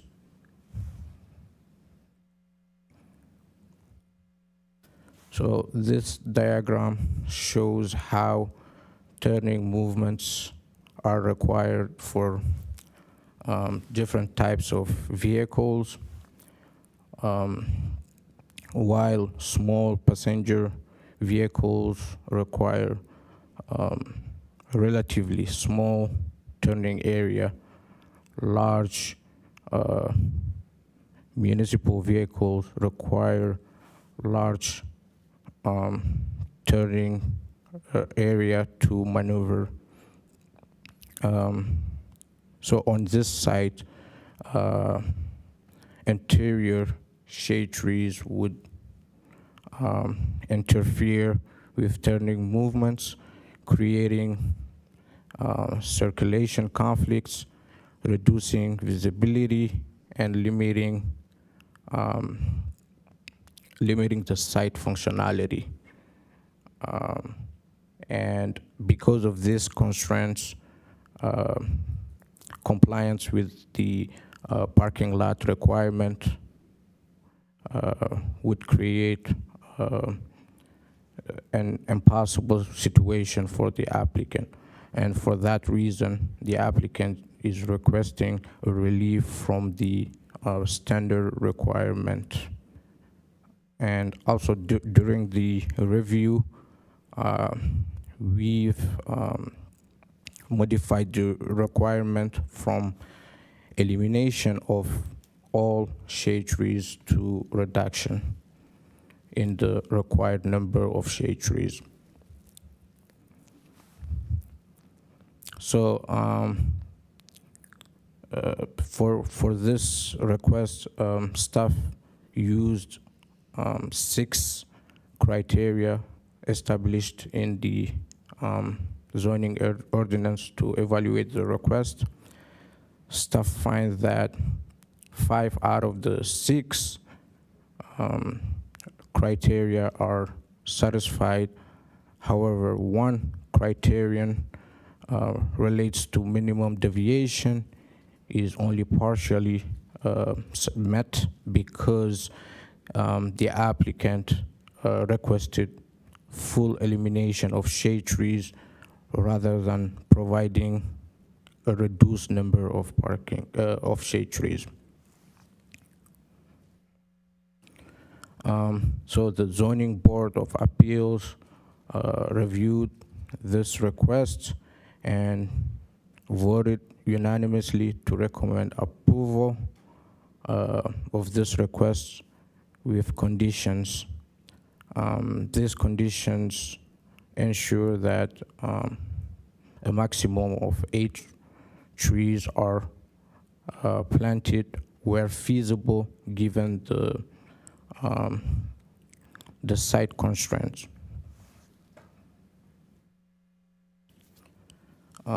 So based on the findings presented tonight, staff recommends approval.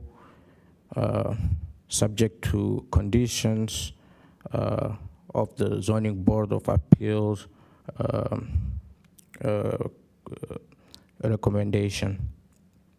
And on your screen, you have the conditions here. So construction must be in general conformance with the attached site plan. Landscaping shall be provided along the perimeter of the expanded parking area where feasible. The number of shade trees shall be generally based on the number of parking spaces added as part of the project, 73 spaces, resulting in up to 8 shade trees. Final tree placement and feasibility shall be determined by the zoning administrator in consultation with the city arborist and the city engineer. Thank you. I would be happy to answer any questions. All right, questions? Mary Alice? Hi, thank you. I just wanted to kind of summarize a little bit of what you just said, if I understand you correctly.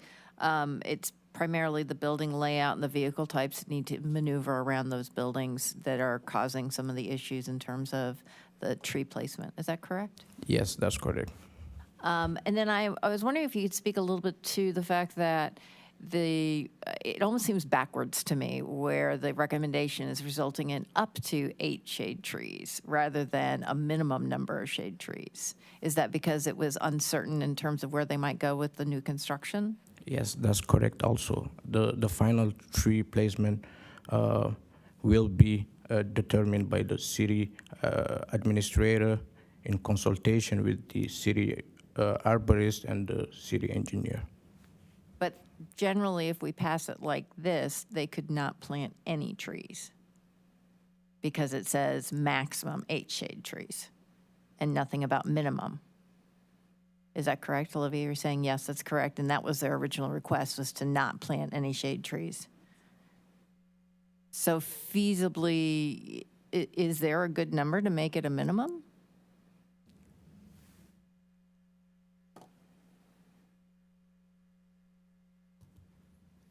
I think that we would have to actually look at a landscaping plan, and that was not provided. That level of detail was not provided in the plans. So how is it going to be determined in terms of the number of trees that need to be planted? And if you don't go up to 8, right? But is it feasible? Is it possible? Let me use that phrase for there to be no shade trees. I think that, yes, as written, there would be a possibility for that, but that's certainly not the intent. It would be to get as many shade trees as feasible to meet that minimum deviation. Can that be said in this? It could be, yes. It could be added to this? Mhm. Yep. Thank you. Other questions? Grace?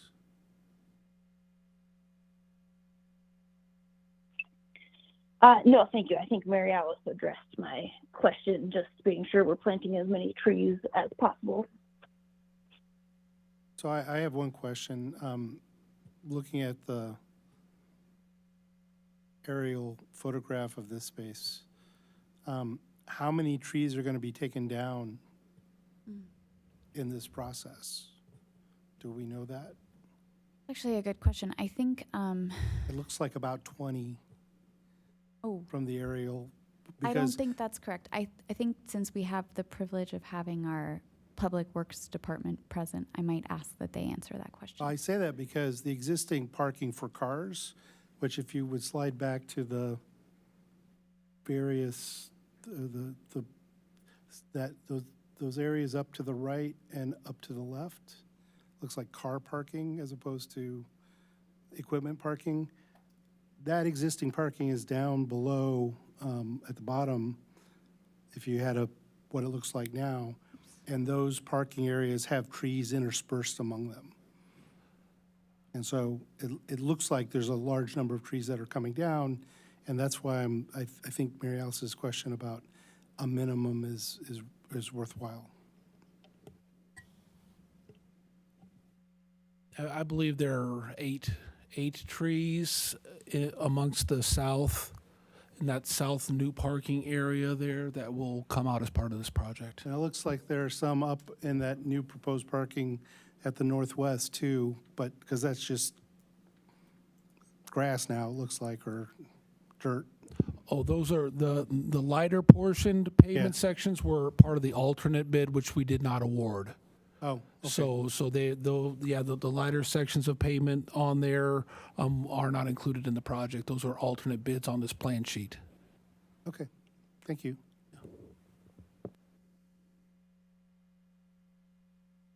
Mary Alice?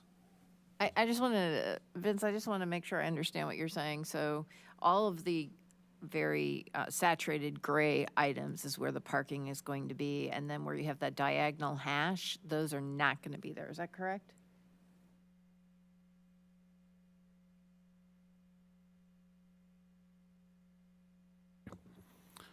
The darker gray portions are all included in this project. The lighter gray to the north, in kind of in the center on the west were alternates that are not being awarded. So Okay, so it is the diagonals. correct. Okay, thank you. Okay, then I revised my estimate about how many trees are going down. But we can get an exact count for you and find out for sure. Thank you. So, I have a procedural question. yes, So I certainly don't want to hold this in committee, but I would like to have an estimate of the minimum, and I wanted to know if that's feasible.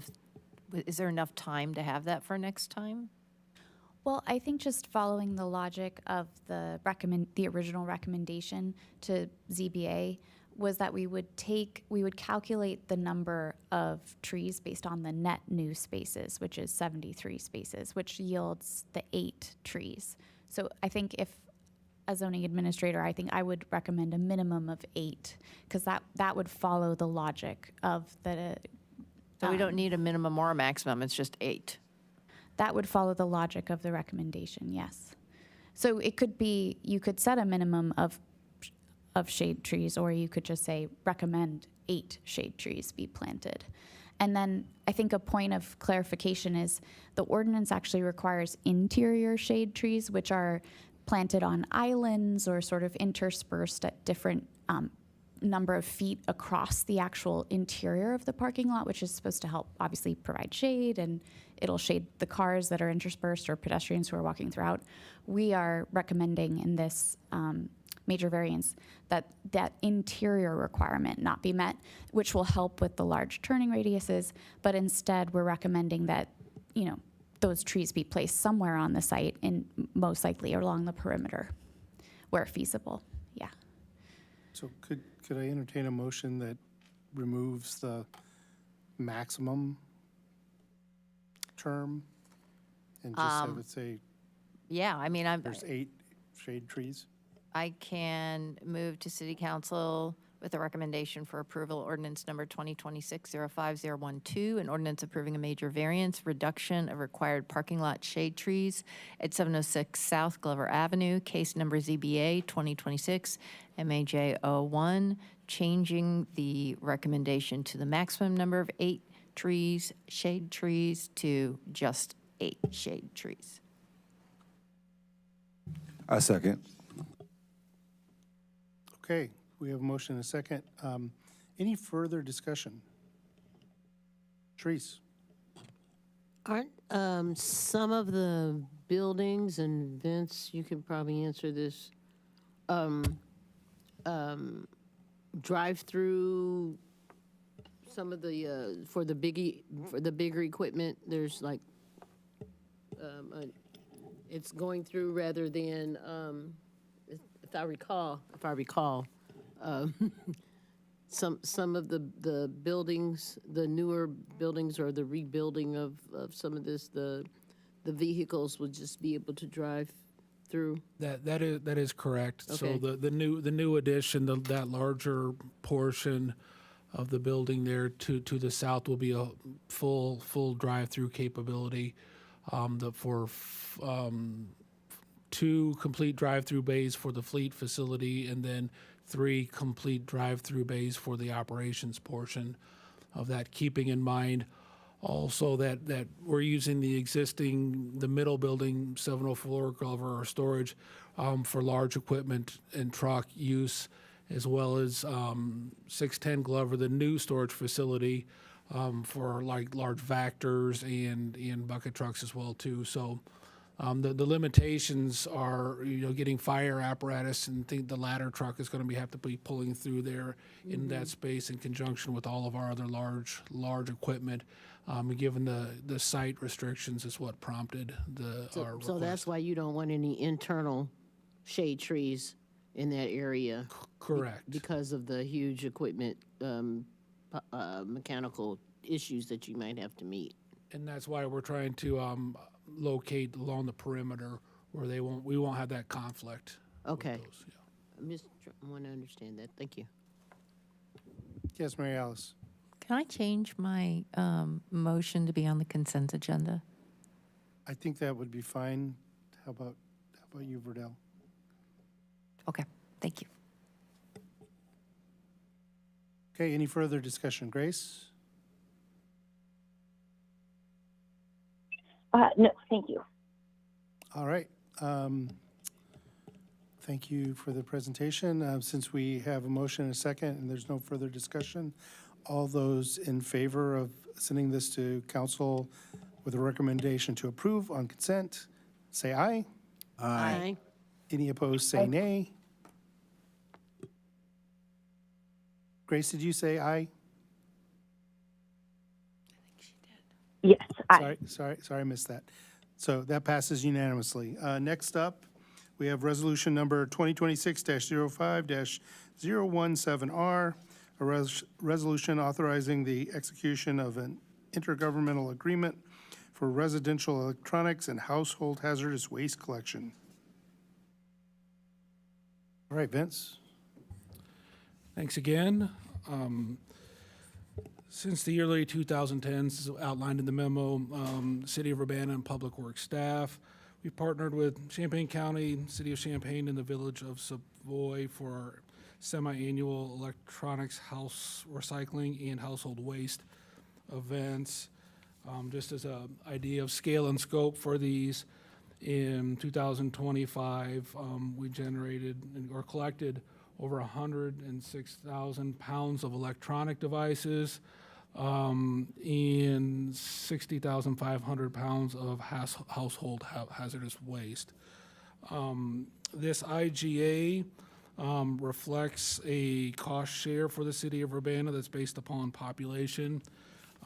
This will be funding 3 separate events. A household waste event, August 7th and 8th.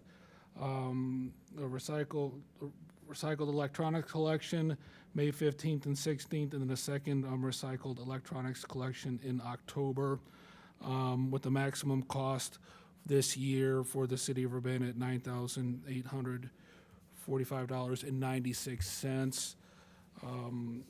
With this resolution in IGA, this resolution, we're asking that we would approve this year's events, as well as we're hoping that we could get approval for the next 2 years as well, assuming that the cost is no greater than $31,000 for the 3. And this is simply to help us with just the administrative process of having to put the information together each year. So we're hopeful for support of this, and I'm welcome to entertain any questions. Questions? Grace, I'll start with you. Thank you. I was trying to decide. I think I may abstain from this. I guess my question is, I don't see it in here, but is Champaign County Environmental Stewards typically involved in this, the nonprofit group? This looks like between the government agencies, but I think they're typically the ones who execute it. So I guess if you could clarify the parties involved here, please. I believe they are partner, but I can't speak to that directly. The IGA will reflects the actual agency cost share. I believe that they would receive a portion of that expense. Okay, it looks like this is just between the City of Urbana, City of Champaign, Village of Savoy, and Champaign County intergovernmental agreement. That's correct. Is all that is in writing in front of us. Yeah, Right. yeah, Thank you. it's that collaboration that requires the IGA. Thank you. And if I may just say, I think I will abstain just for possibility of appearance of conflict of interest. I think Champaign County Environmental Non-Stewards, that I'm a board member of, typically does a lot of the legwork in executing this. So I may abstain, but I appreciate the clarification of what this agreement is. Thank you. Thank you, Grace. Any other questions? Seeing no questions, can I have a motion? Mary Alice? I will move on to the consent agenda. Resolution number 2026-05017R, resolution authorizing the execution of intergovernmental agreement for residential electronics and household hazardous waste collection on to city council agenda. Second. Seconded by Sharice. Any discussion? Mary Alice, would you take the chair? I will take the chair, and the chair recognizes James. I do appreciate this. This has been going on for years, particularly the household hazardous waste. And I would like to remind council that the Environmental Stewards Group is trying to build a permanent household hazardous waste processing facility, and we should continue to think about supporting that in addition to these periodic things. I do also want to mention, although the electronic waste is very useful, particularly for people who want to get rid of old TVs, I do want to mention that some of our commercial partners in the community do take a lot of this waste, except for TVs. Max Recycling, there's others that will take this on a daily basis. If you really need to get rid of something, call them up and see if you can take it to them. But these programs are great, and they also kind of build community if you've ever been to one of them. So thank you. I would take the chair back. And I will relinquish the chair. If there's no further discussion, did you have this for consent? Okay. So all those in favor of sending this to City Council for approval on consent agenda, say aye. Aye. Any opposed, say nay. And we'll record that Grace abstained. Otherwise, it passed unanimously. All right, thank you, Vince. Next up, resolution number 2026-05-018R, a resolution amending resolution number 2023-02-013R, a resolution adopting the City of Urbana America Rescue Plan Act, ARPA Concept Plan Project List. This is part two. Part two. Thank you. So as was just introduced, we are here to talk about amending what amounts to the base resolution that authorized the original ARPA concept plan project list. We are on page 47, the Bates number, and I will not read this word for word. I will try to summarize by paragraph, and feel free to slow me down. So in summary, we're asking that City Council approve the reallocation plan that is bulleted out below for several subrecipient projects funded by the American Rescue Plan, state and local fiscal recovery funds, or what we just call ARPA funds, right? So the first bullet of the reallocation plan proposes reallocating $10,037 from the Housing and Homeless Innovation Project to Cunningham Township's Bridge to Home project. Excuse me.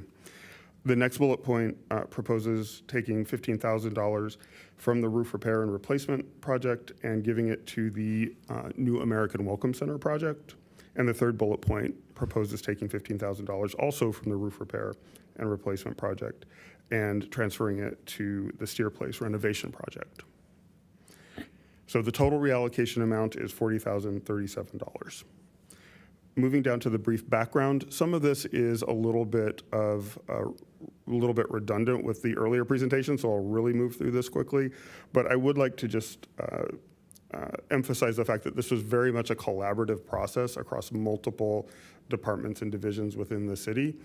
Ultimately, the project owners for the housing and homeless innovation, as well as the roof repair and replacement projects, decided that they would not be able to spend their funds by the December 31st, and that should be 2026 deadline. And so that subsequent partnership resulted in, on the next page, now page 48, in the proposed reallocation plan in the table below, right?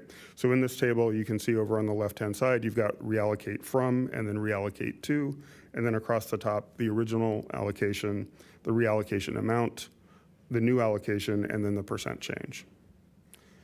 So in general, the changes are fairly small on a percentage basis, with the exception of roof repair and replacement, which was the smallest project in any case, right?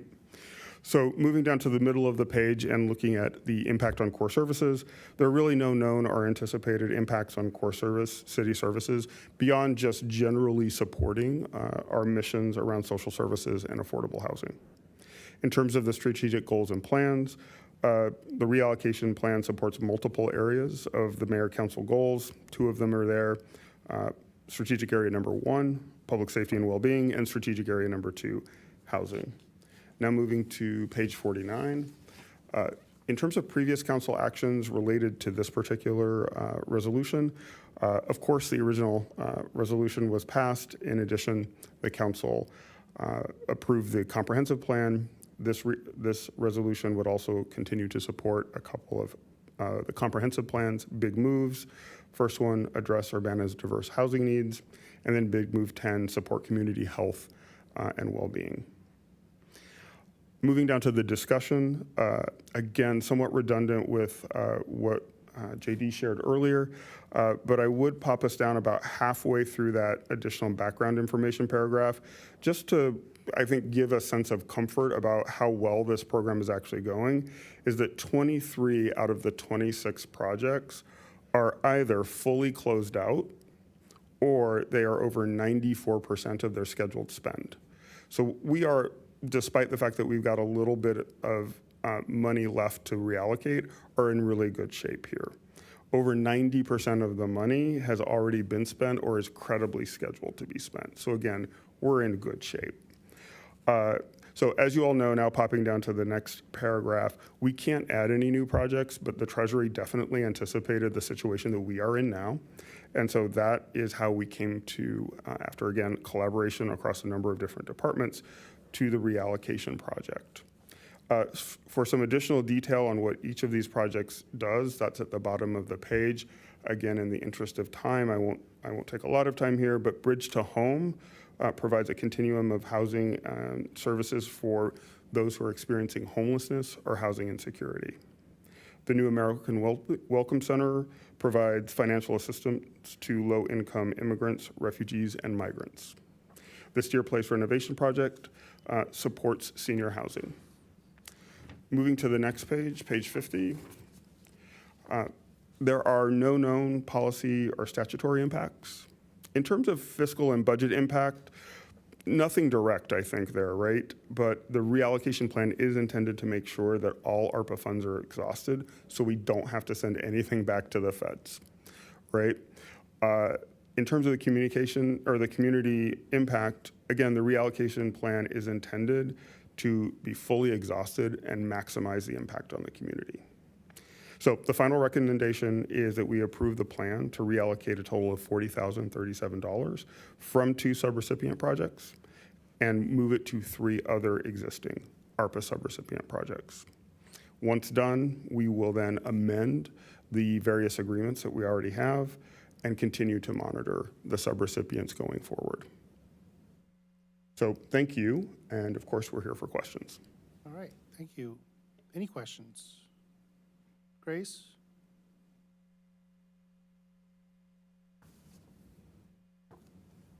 No questions at this time. Thank you. Therese?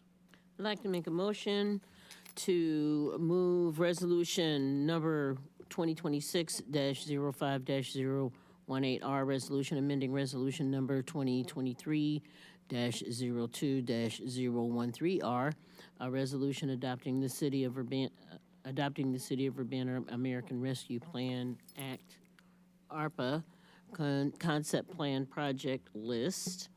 I'd like to recommend that on, if I can, put it on the consent agenda for City Council for approval. Thank you. Seconded by Verdell. Any discussion? Grace, any discussion? No, thank you.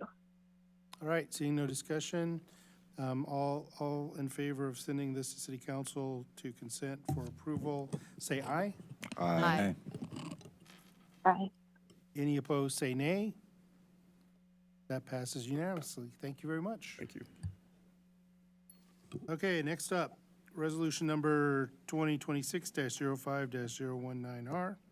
Resolution approving an increase in the number of liquor license in the Class R&T-1 designation for Maya Quetzal Incorporated, doing business as Tres Nopales, 114 South Race Street.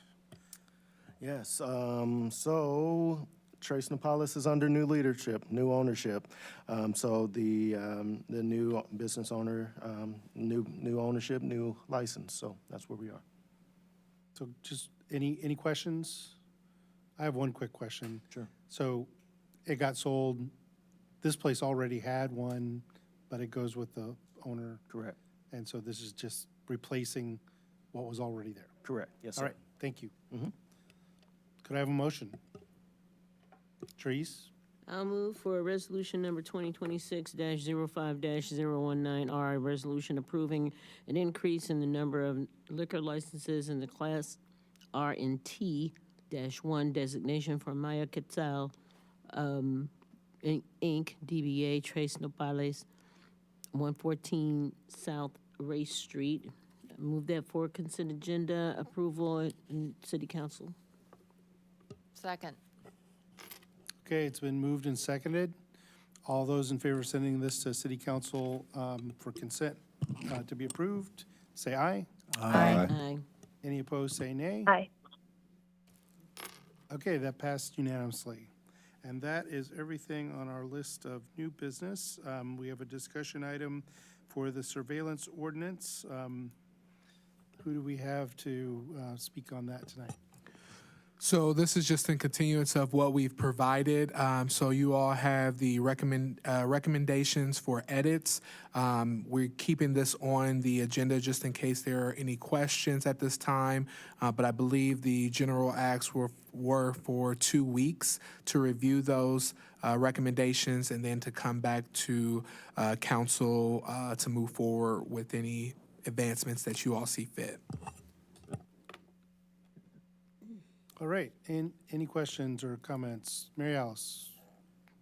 Yeah, so I was making my way through this, and maybe sometimes it's easier to actually see it in paper, but it seemed to me like there were 2 pages that had section 7. It was duplicated, and I think it's the same information, but I'm not positive. Am I incorrect on that? No, you're not incorrect, and forgive me, I'm pulling it up right now, but there's 2, essentially 2 decision points and 2 separate section 7s. One being the one that's underlined and in black typeface is what is presently in the draft ordinance, which was essentially just a rewrite of the same section, capturing the same policy intent and the same approach, just putting a little bit more procedure to it internally and how to implement it. It is what I would refer to as a deterrent approach to collecting unauthorized surveillance data and to how we might use it or not use it if it's collected in an unauthorized manner, inconsistent with the ordinance. The second, section 7, is presented by the police department. It is a separate policy approach to the same subject. One I would refer to more as a governance model of what happens when surveillance data is collected sort of unwittingly, in good faith in the course of law enforcement activity. What do we do with it? And it sort of leans in the opposite direction in terms of the approach. So that is a separate sort of decision point and discussion point for council as to whether or not you want to stick with the current iteration or what's being promoted by the police department as a manner of operating that would be more effective, from the law enforcement standpoint. So is it fair to say that there could be potentially up to 3 different versions? The first one is how it currently stands in the ordinance. The second one is after legal review, these are some recommended changes. And then the third one is these are the police recommended changes. Is that fair? Fair with a slight modification. So the way that it currently reads in the draft ordinance that has been on the agenda is the underlined version, the rewritten version, even though it's not been formally voted on by council to amend the draft. So And then the other question I had, because some of the technology, so there's the definitions, right?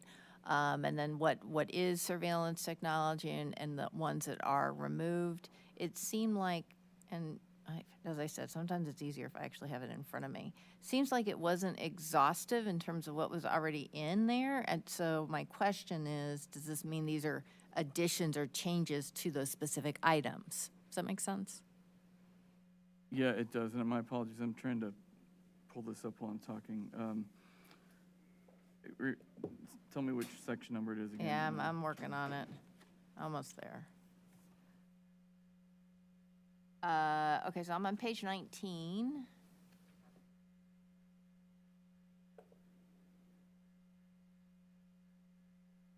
So for example, there is in page 19, it's under surveillance technology that does not include the following.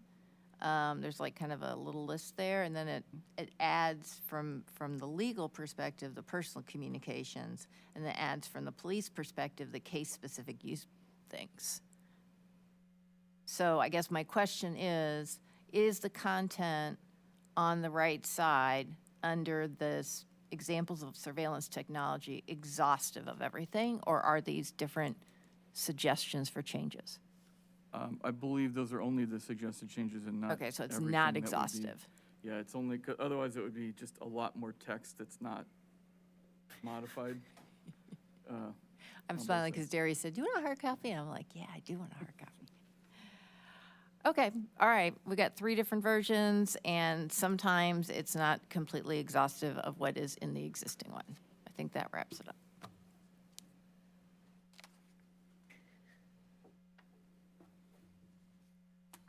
All right. Any other I guess, Grace? I do have some, James, whenever the right time. Go ahead. Thank you. I appreciate the previous questions and just wanted to clarify that section 7 as proposed by the city attorney, which is in black underlined text on the most recent document that we received, that side-by-side comparison, is in version 8.2 that's in the packet. So I just wanted to clarify that section 7 is already in 8.2 version, obviously up to the will of the majority of council to decide what's the final direction. I think on this suggestion too, I've asked UPD in some offline meetings if they could please provide some kind of examples and non-examples of sensitive surveillance technology, just like when we gave examples and non-examples of surveillance technology in databases. And my assessment seemed well received, so I'm hopeful that UPD will be willing to provide some examples and non-examples so that we can better understand what sensitive surveillance technology entails and does not entail. And then I will point out I guess just reiterate the point that I hope was heard a few weeks ago about exigent versus disaster circumstances and the issue of extra reporting if exigent circumstances are what is outlined in Section 6 of the ordinance that requires extra reporting from UPD to the city of Urbana. I know there's a few other details. I think the Section 6 in here may have removed what Mary Alice suggested that we added, where updates are not only for mitigating cybersecurity threats, but also to maintain the general operability of the technology. Yeah, that Section C, Section 6.c, I think may have been dropped in that version in red. So just wanted to confirm that that was carried over if that is the will of the council. But I think those are some of my initial kind of comments on this side by side. Thank you.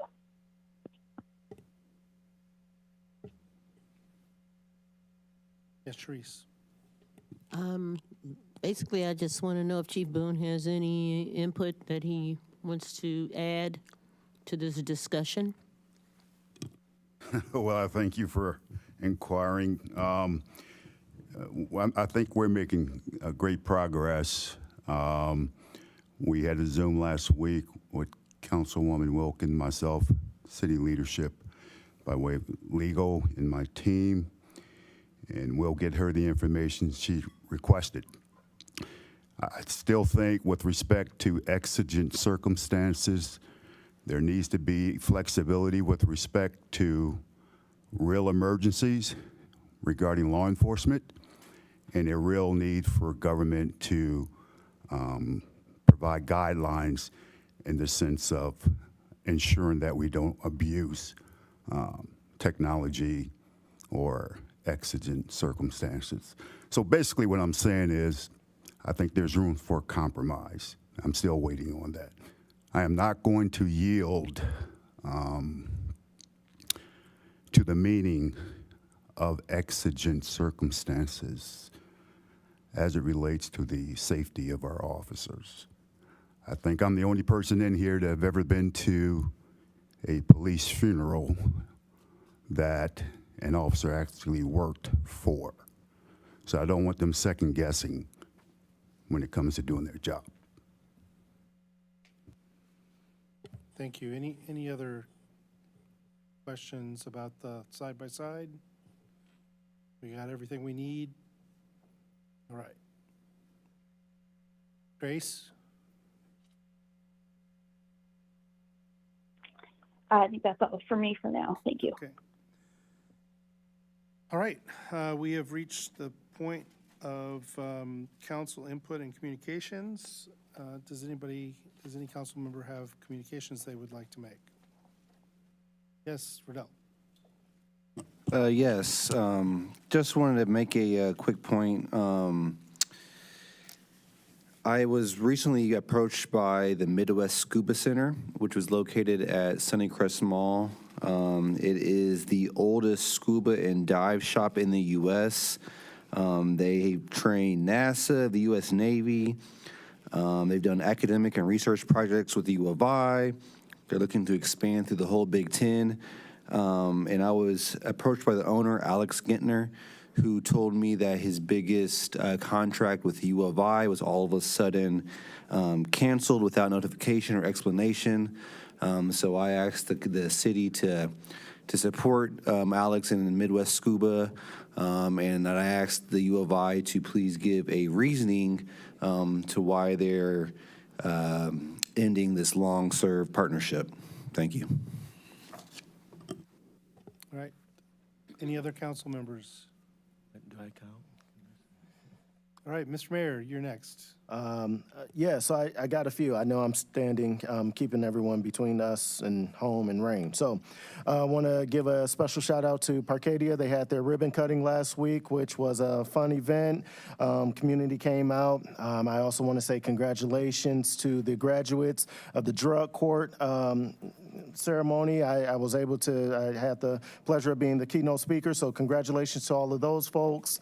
Want to just again say shout out to Tarek and our entire team on in regards to the community input session for the Alternative Response Task Force.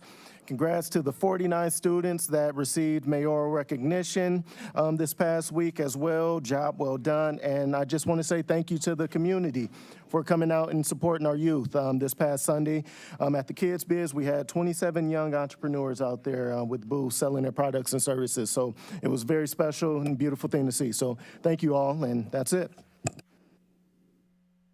All right. Do we have another ward listening session coming up, or did it already happen? Chris, do you have a word listening session coming up? I'm already in bed. Yeah, I do. Ward 2 will have a listening session May 14th, 6:30 at the Independent Media Center. All are welcome. You don't have to live in Ward 2 to come, and we'll have a special guest by the name of Deshaun Williams there. All right, thank you. We have come to the end of our agenda, and therefore our business is done, and we are adjourned.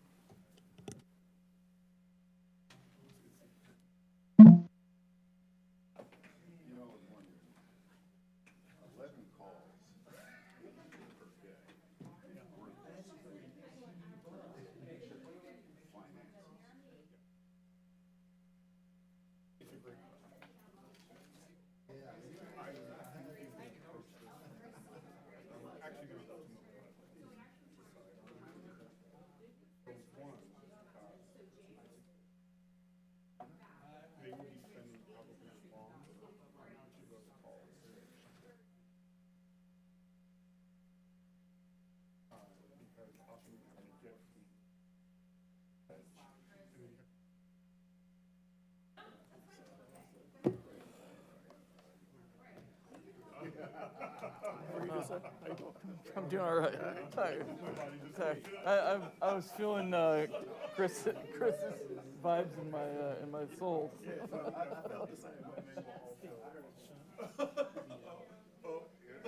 Hey, Deshaun.